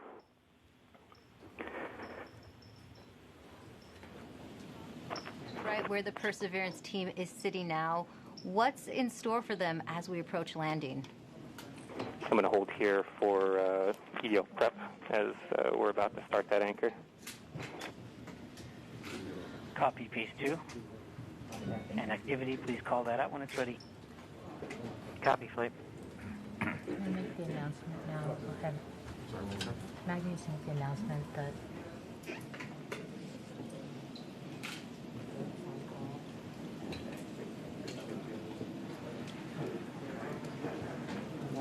All right. Now, Rob, you've been right where the Perseverance team is sitting now. What's in store for them as we approach landing? Well, this is the nail-biting time. Fortunately, we still have ones and zeros coming, but very soon, as we approach cruise stage separation, the transmitter on this rover we've been using all the way to get to Mars is going to be turned off. So we will lose our ability to see ones and zeros. But the good thing is, once the cruise stage is gone, there's another radio that will continue transmitting a tone, so that like a flashlight, that will allow us to at least see that the vehicle is still on, and that color of that flashlight tells us a little bit what state the rover's in. But soon after that, it won't be very long before we'll be able to hear more ones and zeros coming from the spacecraft. So this is a really exciting time, and it's just important to remind people there's a lot that can go wrong in a day like today. There are thousands of things that have to go right. Yeah, we had success in the past landing on Mars. You'd think it gets easier, but it really doesn't. Why is it still so difficult? Well, because it's involved thousands and thousands of things, hundreds of thousands of lines of code. There's 79 pyrotechnic devices. Each have to work perfectly. one critical wire short or one key thing, mechanism that doesn't work or breaks, and it's mission over. And so it's, you know, and it's very easy. We're human beings. We're not perfect. Mistakes can be made. We count on each other to find our own mistakes, and we work very hard to learn from the mistakes of the past. We've had many failures. Remind people, roughly half, around half of the missions to Mars over history have failed. And so that could happen today too. Even though we've had a nice, wonderful string of successes in the United States, it's still still a bit of a gamble that we have hoped that we have erred in the side of luck, and we've stacked the deck and loaded the dice to make this thing succeed. But if we do fail, and if something bad happens today, I can tell you, we're going to learn it. We'll have the data that tell us what happened. We'll know why. We'll figure it out. And if we are allowed, we will pick ourselves up and get us back on the horse. And if Congress and NASA allow, we will try again. As we always do, we will learn from our mistakes. And what are the possible scenarios we could be looking at today? Well, there's things like one of the key stressful elements for all of us is parachute inflation. But just even separating from the cruise stage is a pretty major event. Lots of devices have to work properly. Certainly, the heat shield separation, getting the descent engine started. There's no less than 16 rocket motors that have to work. 8 to control during entry, another 8 to control it during landing. I said it's a lot of stuff, and it all has to work. And guess what? We haven't done this before with this vehicle ever. This is its first attempt to actually land. We can't try this on Earth. We can't do. We don't have test pilots to try it out on this planet before the big show. So this vehicle is doing it for the first time. We've done the best testing we could do in bits and pieces, but you know, it's as best as we could do. But I think our team is up to it. This team is the best. It's a diverse, intelligent, amazing group of people. People from all over the world who worked on this, not just here in California, but all over NASA, contributors from aerospace, universities, countries around the world. It is just an incredible, remarkable engineering achievement, and I am just so proud of this team. Thanks, Rob. Now, let's listen back into Mission Control. Right, we're about 14 minutes from entry interface. The vehicle is currently preparing the heat rejection system that has kept the thermal system cool inside the air shell for about the last 6 months. This will allow the spacecraft to more easily cut the line in upcoming cruise stage separation, which is under 4 minutes now.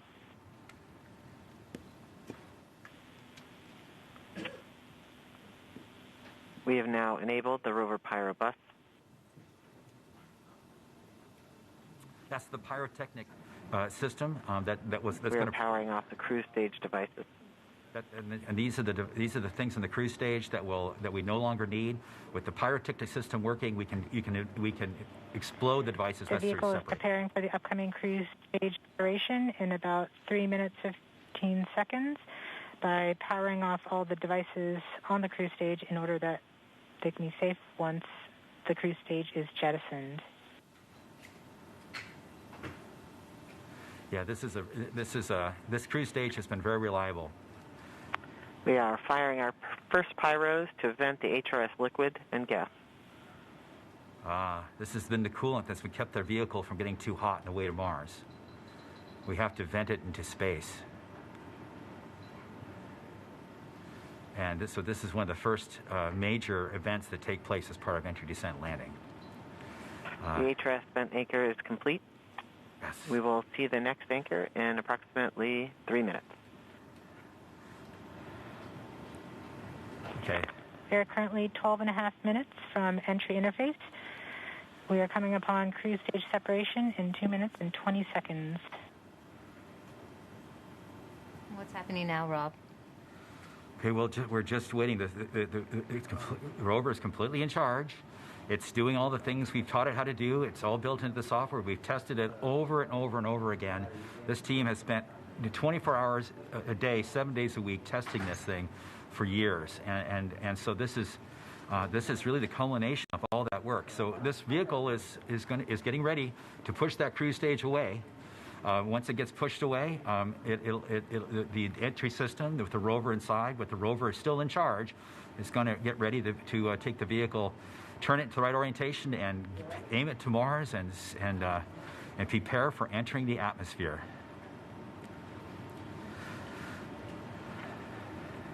This won't be long. Be prepared for this event. We're about a minute and a half from cruise stage separation, about 11 minutes, 20 seconds from entry interface. Okay, so it's about 10 minutes from cruise stage separation till entering the top of the atmosphere. From then on and out, things happen We're fast. switching to MFSK tones. Telemetry will have stopped. Telecom is confirming that the spacecraft has switched to broadcasting tones.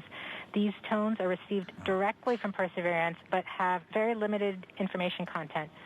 We won't receive real-time information until about 9-10 minutes from now, once the Mars Reconnaissance Orbiter starts relaying information from Perseverance. We are under a minute from cruise stage separation, about 10.5 minutes from entry interface. It's getting exciting. I have to admit, I am quite anxious, but very hopeful that this machine is going to do what we asked it to do. We're seeing the heartbeat tones. Okay, that means that there's no more ones and zeros coming. It's just the vehicle telling us it's still alive.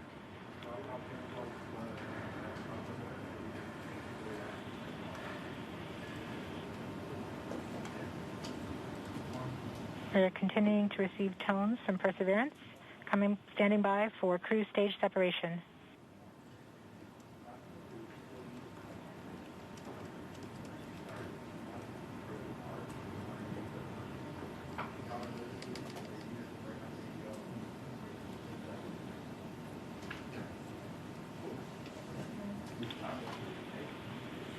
We have indication that cruise stage separation has been confirmed by the spacecraft. We're off on a good start. In about 1 minute, Perseverance's landing software will wake up and begin the final preparations for entry. The first action it will do is to fire warm-up pulses with its entry thrusters. These pulses ensure that the spacecraft gets the thrust that it wants during entry interface. We're about 9 minutes from entry interface.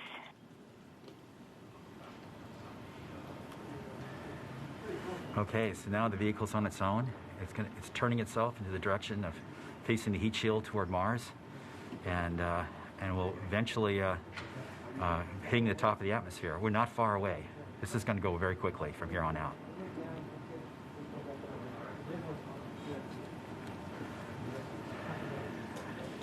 That's confirmation that we got shadowed by the cruise stage as it passed through our beam to the Earth.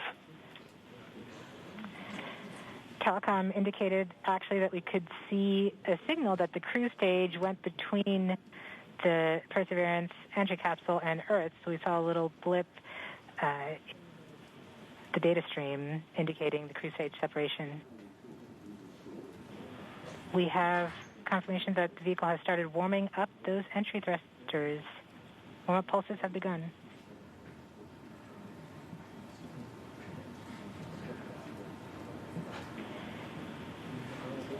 At this point, the spacecraft is trying to stop its spin from the cruise 2 revolutions per minute down to 0, and then will turn to its desired orientation from entry. It will separate the 2 balance masts that has kept it balanced during all of cruise. This will allow the entry capsule to have lift when it enters the atmosphere. We have confirmation that the spacecraft has turned to the desired entry attitude. We're about 7.5 minutes from entry interface. Okay, the vehicle is pointed in the right direction. The thrusters are warmed up and doing their job. And now we've spun down from 2 revolutions per minute that the vehicle had the whole way to Mars. It was a spin-stabilized spacecraft. And then from here on out, it's going to just be a bullet, and it's going to control its orientation and attitude via rockets on the back of that back shell. Points carrier lock. The DTE from Radio Science from Green Bank reports carrier lock. Yes. You see the carrier on the downlink.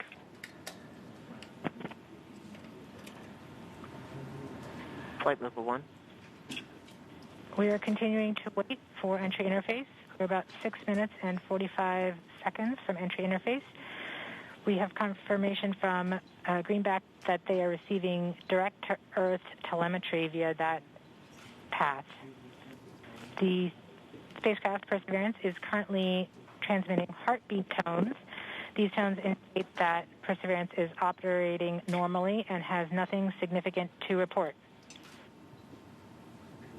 This is as expected. We're currently just over 6 minutes from entry interface.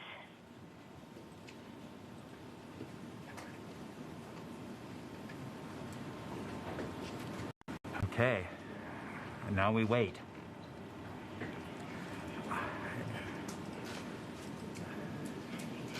As soon as we get to the top of the atmosphere, it'll be very quickly, which is the entry point. It won't be very long before the atmosphere will start getting thicker and thicker. It's going very quickly at a fairly steep angle of 15 degrees into the atmosphere, and as it starts to slow down. We're just under, we're about 5.5 minutes from entry interface.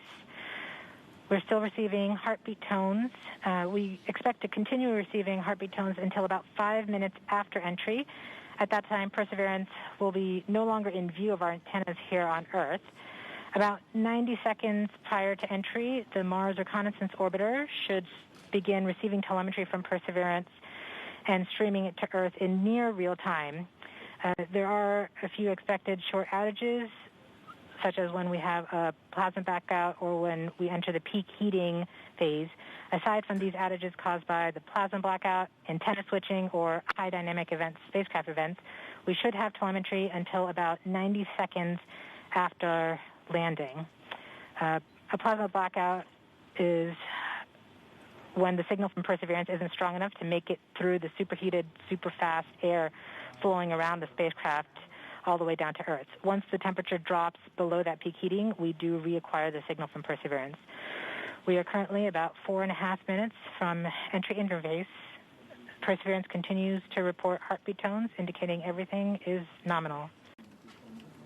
Okay, what we're looking for now is Mars Reconnaissance Orbiter should be in view soon of our vehicle and be able to listen to ones and zeros coming from a separate radio that's really designed to talk between spacecraft. Camera reports the electro radio is powered on, ready to receive signals from the lander. Okay, MRO is ready and able and waiting for to hear from our rover. Mars Reconnaissance Orbiter has reported that it's ready to receive the signals from Perseverance. It should be in a few minutes here. We're just Flight level 1 from entry interface.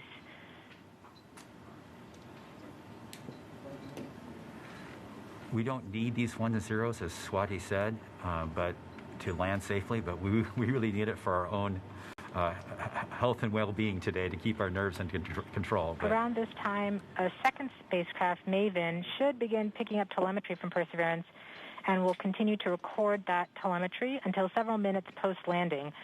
We won't get that data for several hours after landing as it's being recorded and then will be forwarded to Earth later.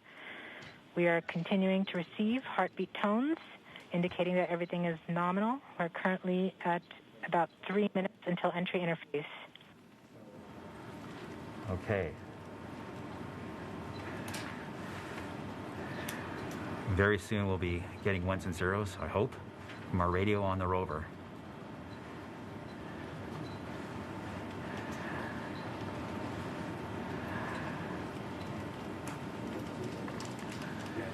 The entry interface is nothing more than just an arbitrary place in the sky that we've defined to be above the atmosphere.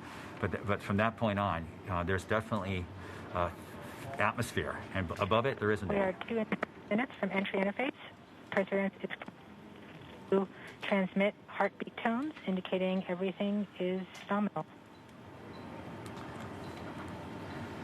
So the tones can tell us whether something is bad or not is happening. So far the heartbeat is doing well. So the vehicle thinks it's in good shape to land, which is a great sign.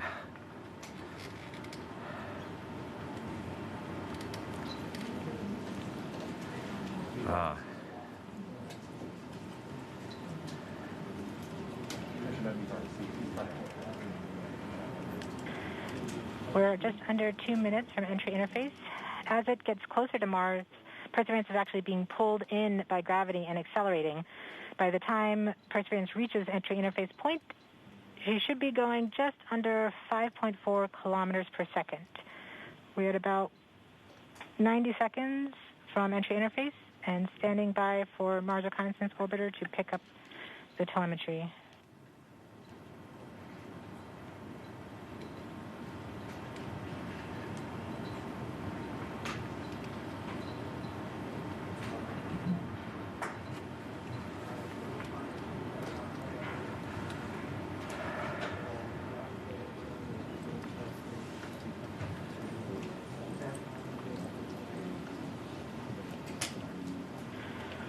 We are 1 minute from entry interface.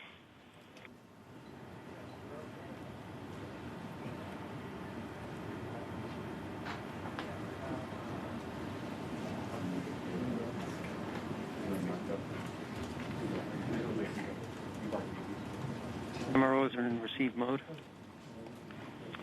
We have confirmation that the Mars Reconnaissance Orbiter is now relaying data from Perseverance. We're about 30 seconds from entry interface. Perseverance is going about 5.2 kilometers per second and is about 190 kilometers altitude above the surface of Mars. Confirm UHF data flow.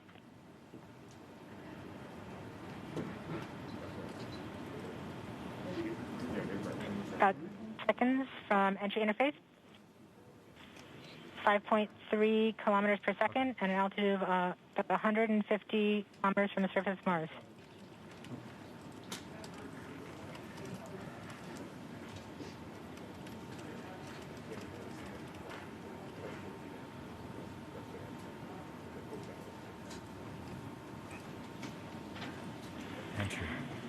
We have confirmation of entry interface. Perseverance is currently going 5.3 kilometers per second at an altitude of about 120 kilometers from the surface of Mars.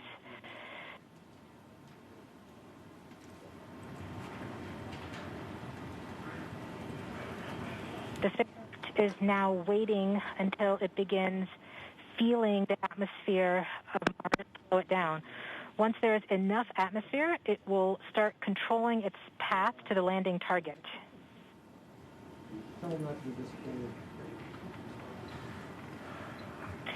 Navigation is also confirming that we can see a little bit of that slowdown of the atmosphere on the Perseverance entry capsule. Our current velocity is about 5.36 kilometers per second and an altitude of about 67 kilometers from the surface. We are probably seeing MRO plasma blackout at this point.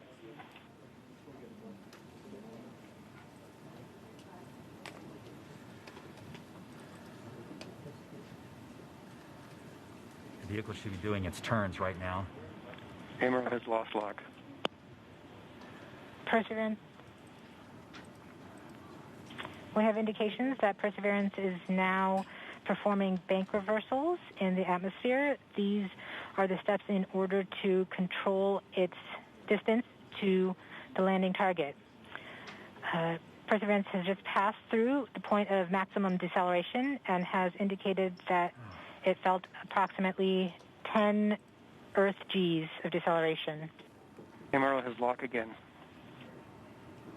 Yes, yes, yes, yes, yes. We saw a small outage of the UHF telemetry from Mars Reconnaissance Orbiter during that peak heating phase, likely caused by the plasma blackout. Perseverance is still continuing to perform bank reversals in the atmosphere to control its distance to the landing target.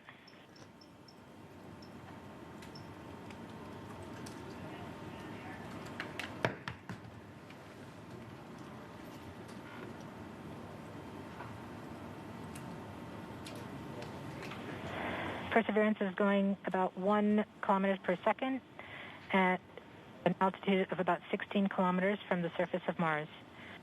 We have entered heading alignment, which means Perseverance is no longer trying to control the distance to Mars, but to the target on Mars, but instead is flying straight to the target.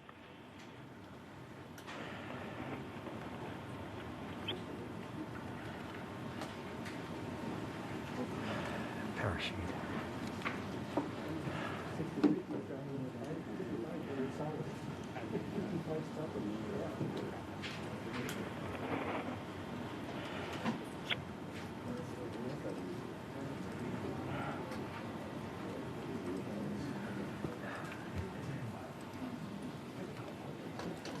Our current velocity is about 550 meters per second at an altitude of about 15 kilometers from the surface.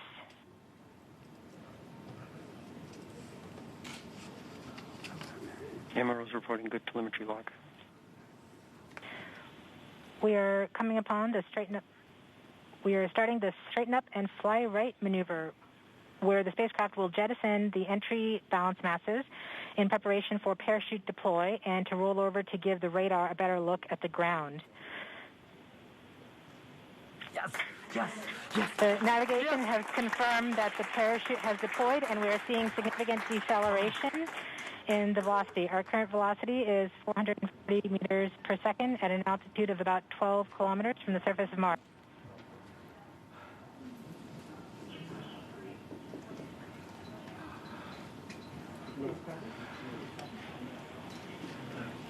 Yes. Perseverance has now slowed to subsonic speeds, and the heat shield has been separated.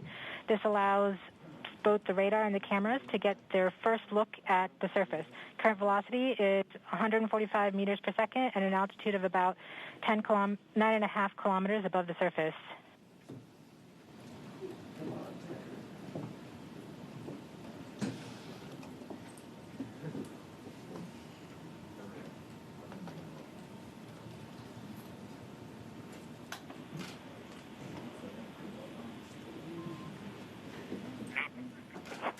Yes, yes, yes. Perseverance now has radar lock on the ground. Current velocity is about 100 meters per second, 6.6 kilometers above the surface of Mars. Perseverance is continuing to descend on the parachute.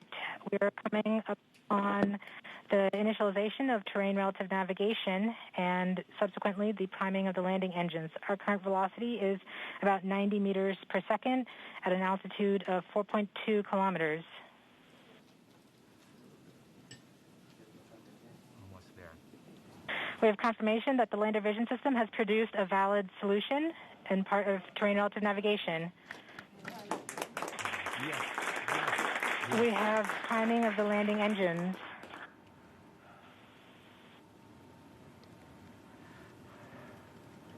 Current velocity is 83 meters per second at about 2.6 kilometers from the surface of Mars. We have confirmation that the back shell has separated. We are currently performing the Divert Maneuver. Current velocity is about 75 meters per second at an altitude of about a kilometer off the surface of Mars. TRN Safety Bravo. We have completed our terrain relative navigation. Current speed is about 30 meters per second, altitude of about 300 meters off the surface of Mars.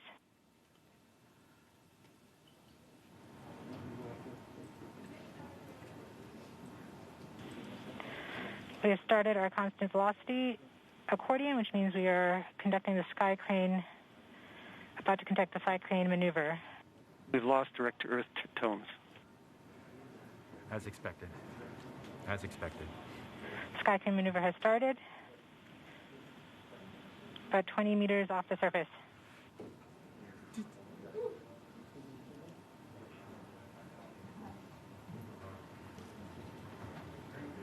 We're getting signals from MRO.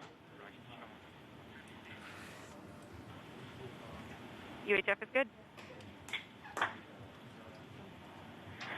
Touchdown confirmed. Perseverance safely on the surface of Mars, ready to begin seeking the signs of past life.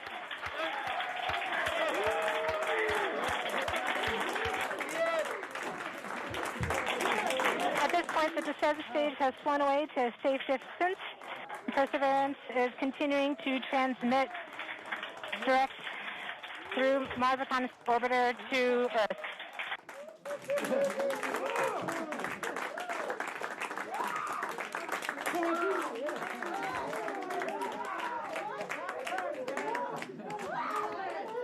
Oh my God. More reports they're still getting telemetry from the lander. All right, all stations. We got it. Touchdown confirmed. We're going to wait for the images. Wow. This is so exciting. The team is beside themselves. It's so surreal. Stay tuned. We might get some pictures. That'd be great.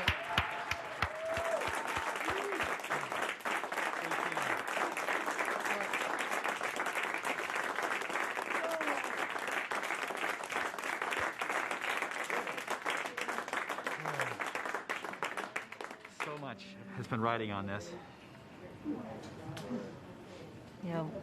Yeah, we just heard the news that Perseverance is alive on the surface of Mars. It's not good. Flight, we have seen the completion of EDL 3000. Copy activity. That is as expected.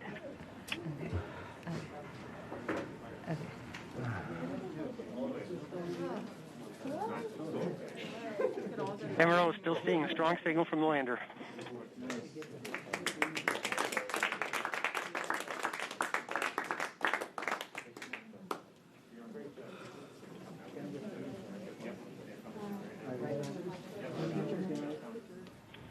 We have just heard the news that Perseverance is alive on the surface of Mars. Congratulations to the mission. And looks like we have some more news in. It looks like we're getting the first image. Here, take a look at the first image. Flight, this is OL3. I have the target point on the map when you are ready. We are ready, OL3. Go for it.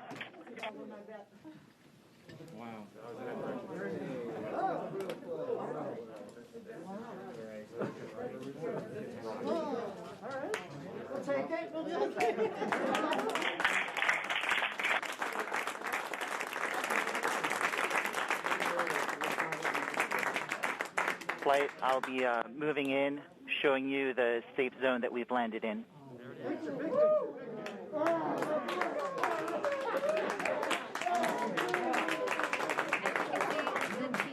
Just put the first image from Perseverance on the surface of Mars. Now, it comes from the engineering cameras, known as the hazard camera.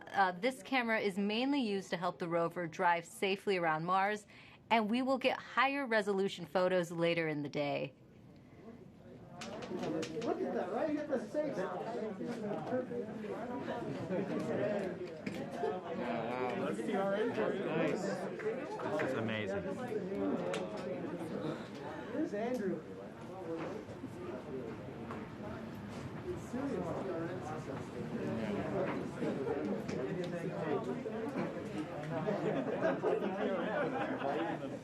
For Steve. Stand by for Steve.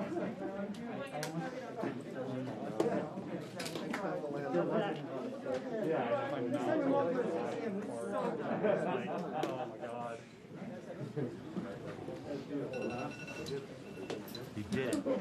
You did it. You did. You led the team. You made it happen, man. Congratulations,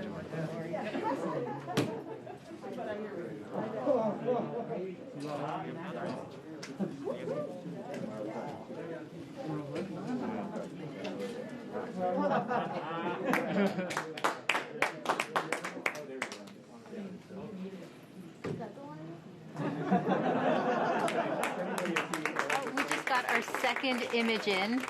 Our second image is in. Okay, these we have a camera in the front and rear of the spacecraft. They're near the ground, so these are pretty close. So you can see the wheels there, and they're a little dirty because we've got glass covers over these cameras.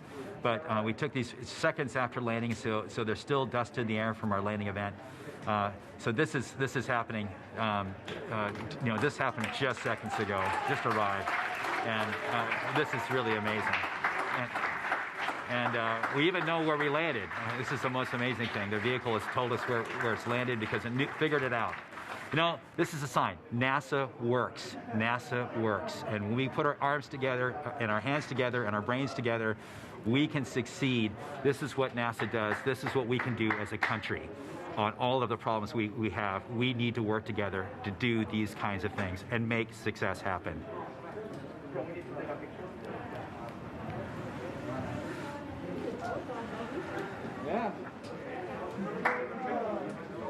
And joining us now is the acting administrator of NASA, Steve Jurczyk. Steve, welcome and congratulations. Hey, thank you. What an amazing day. And how does it feel to have another rover on Mars?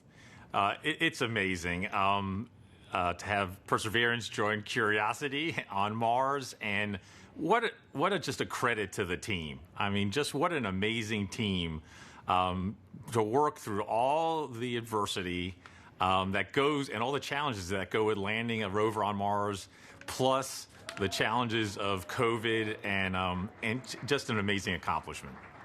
And what does this mean for NASA and its future plans? So for robotic exploration, every time we execute a mission with new instruments, we discover new things and things we never thought we would discover. So that always informs our future robotic missions, both landers, rovers, and orbiters. This mission also has technology on it. One of the cool things is the Ingenuity helicopter.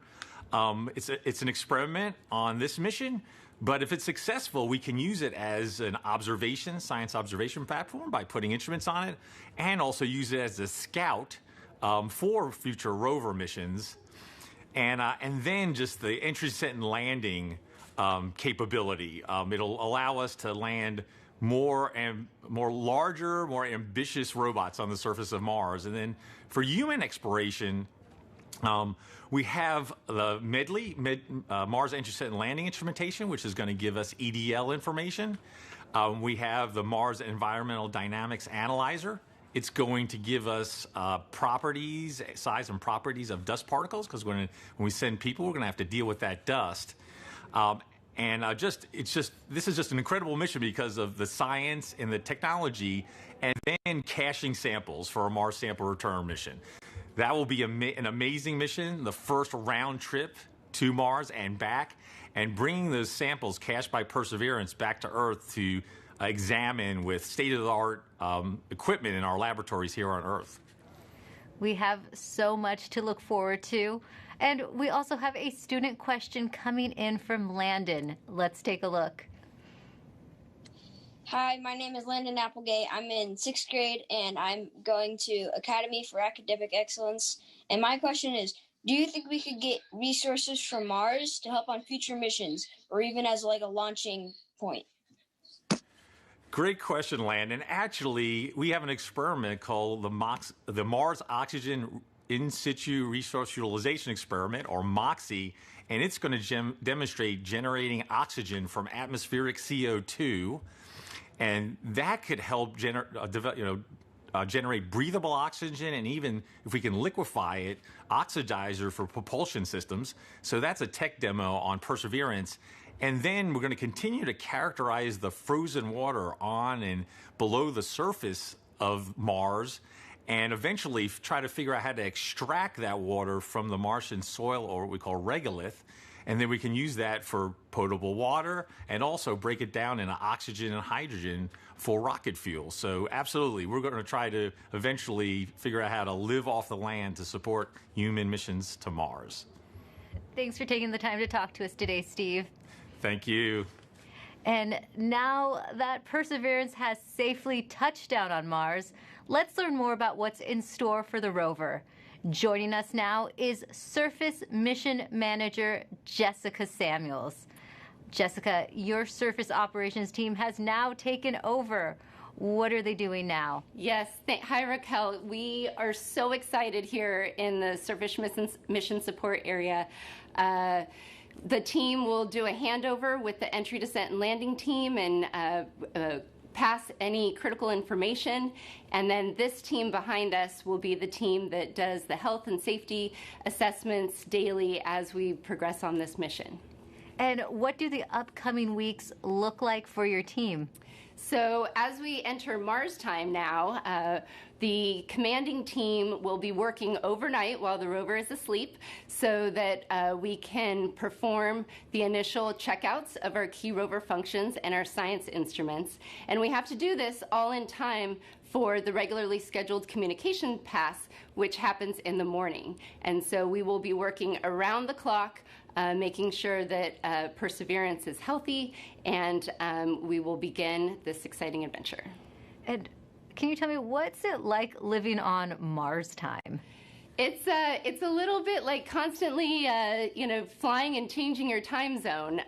The rover, on Earth, the rover wakes up at the same time every day, but on Earth, that's 40 minutes later. So the team is going to be shifting our work schedule by 40 minutes as we come into work over the next few weeks.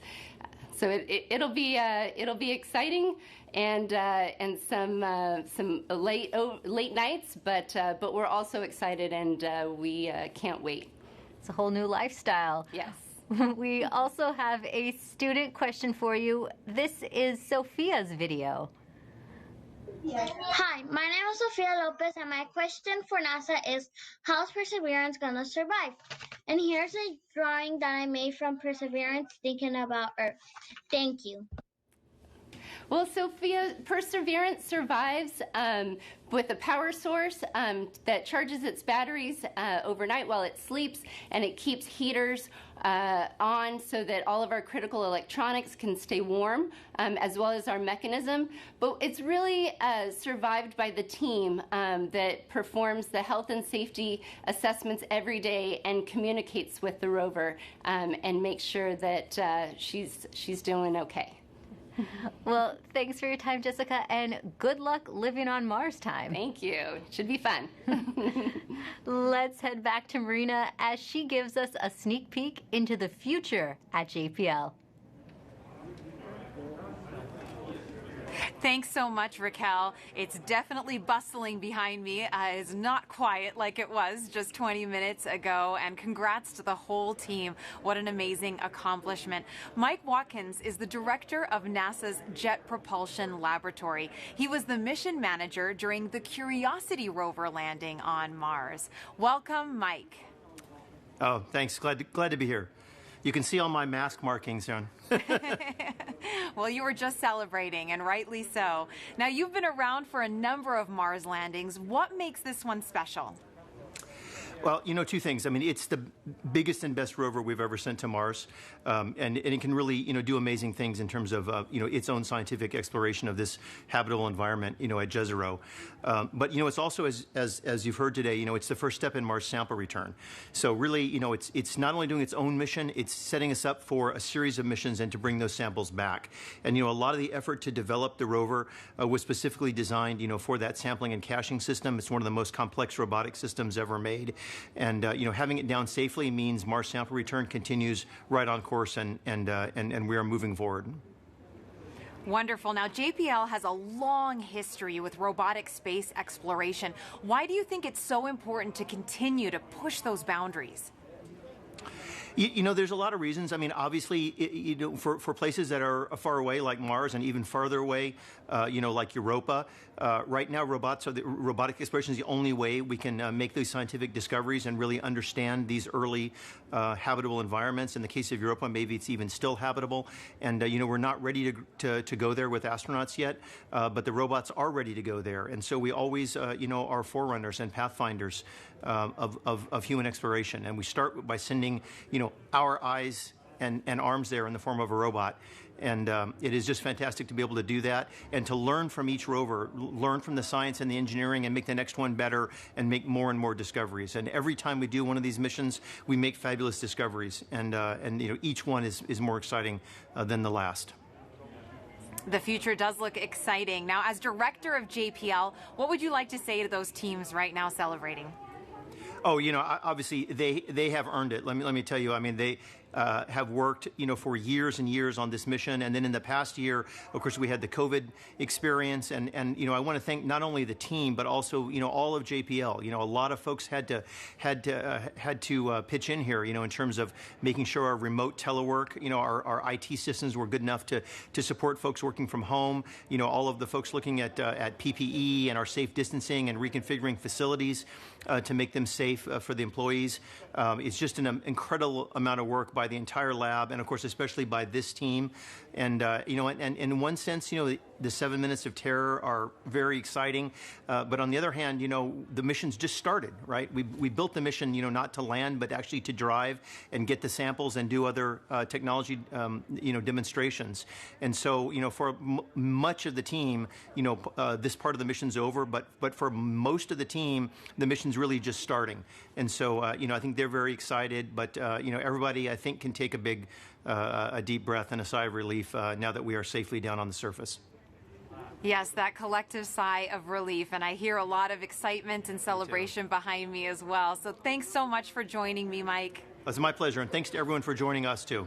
Congrats again to the Mars 2020 Perseverance team for a successful landing. Back to you, Raquel. Now, there will be a flight test coming up for the Ingenuity Mars helicopter, and if this technology experiment is successful, it would mark the first time we have taken a power-controlled flight on another planet. Sometimes you have to do something just to show that you can do it. When the Wright brothers flew for the first time, they flew an experimental aircraft. And in the same way, the Mars helicopter is designed to show that we can fly powered helicopter flight in the Martian atmosphere.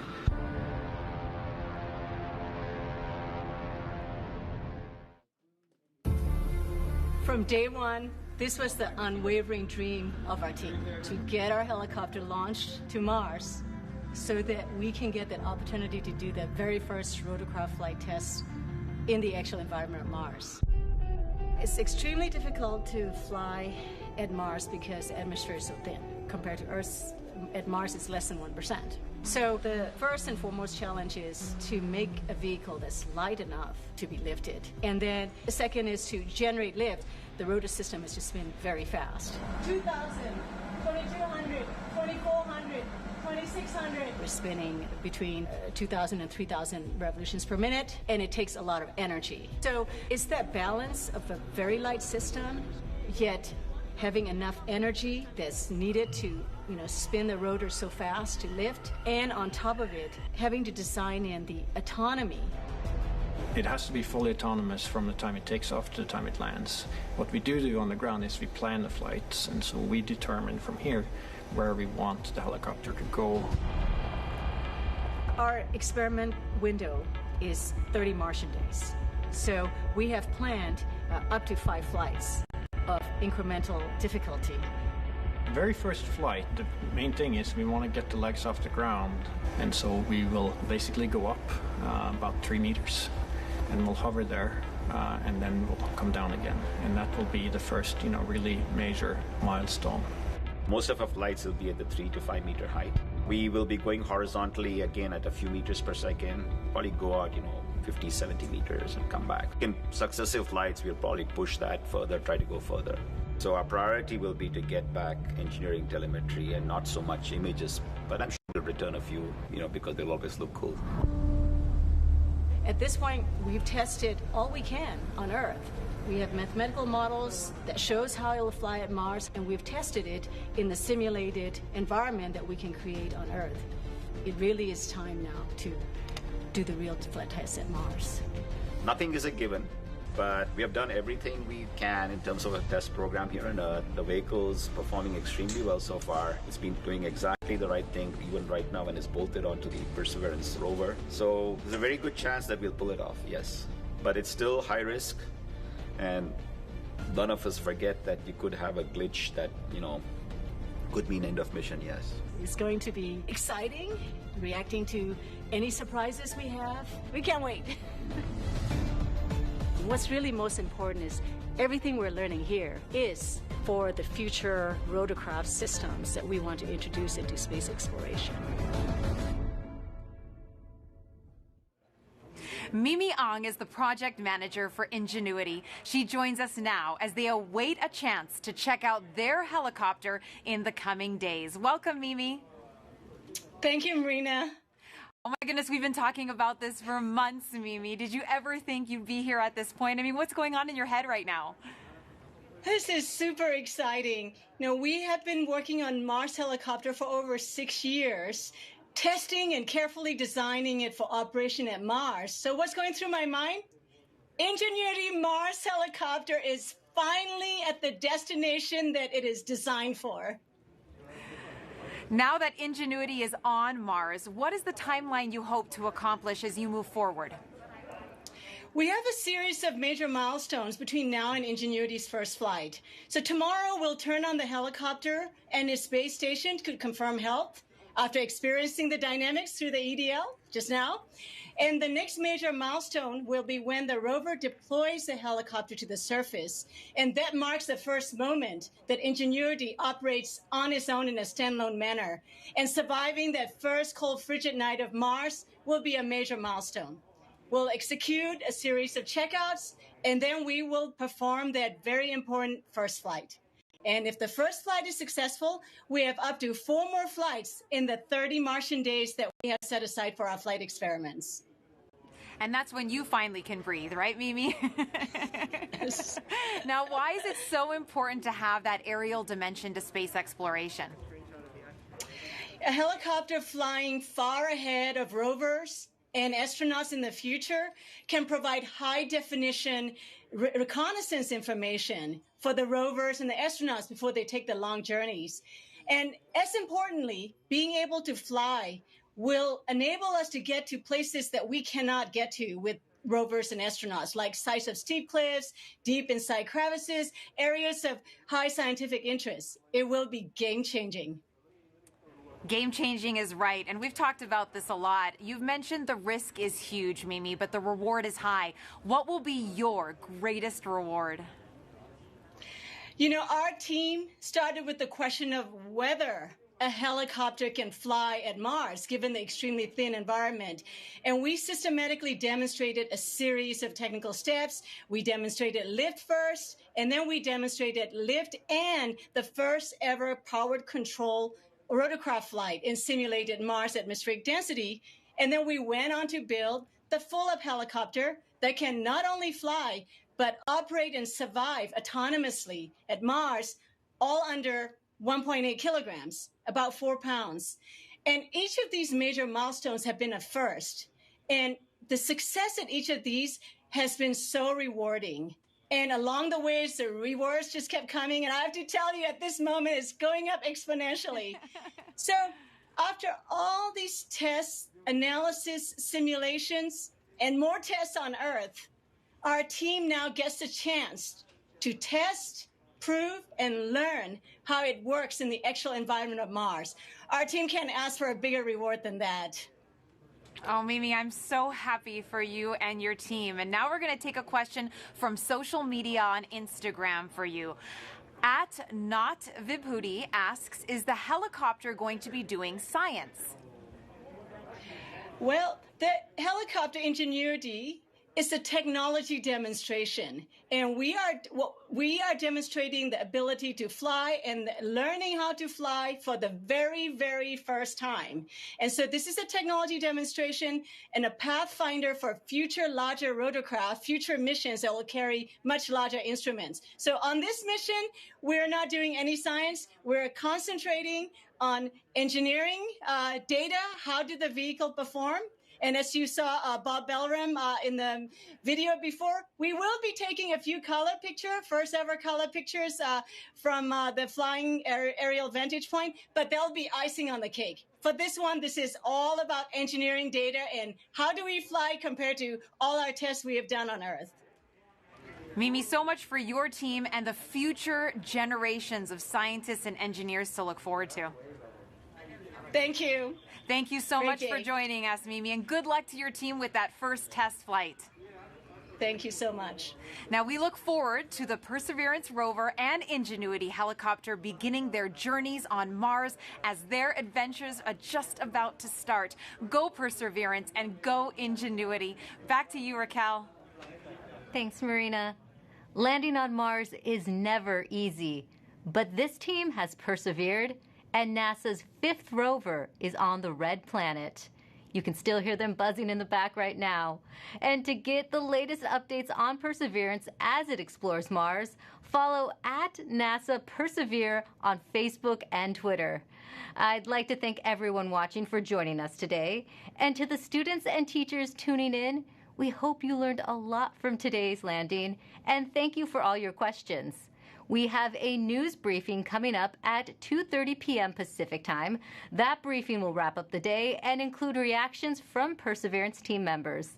We'll leave you now with some of the landing celebration photos you've shared with us, set to Youngblood's cover of David Bowie's Life on Mars. I'm Raquel Villanueva. Thanks for watching. It's a god of a small affair.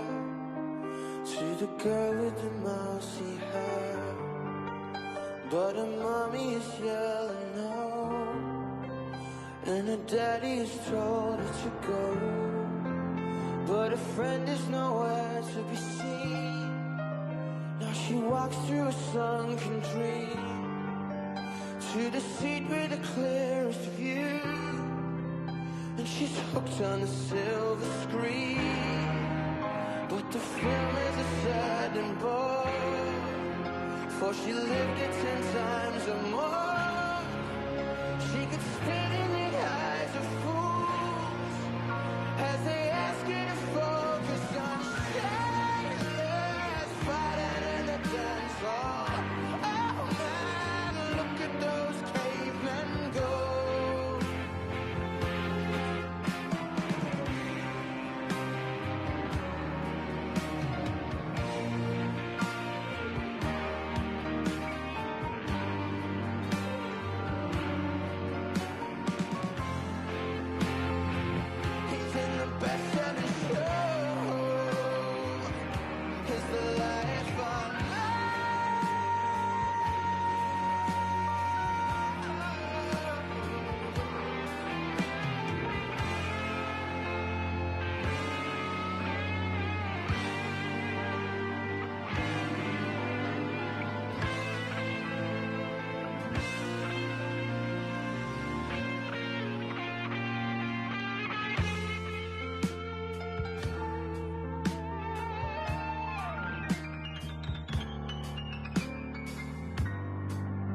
Now the work is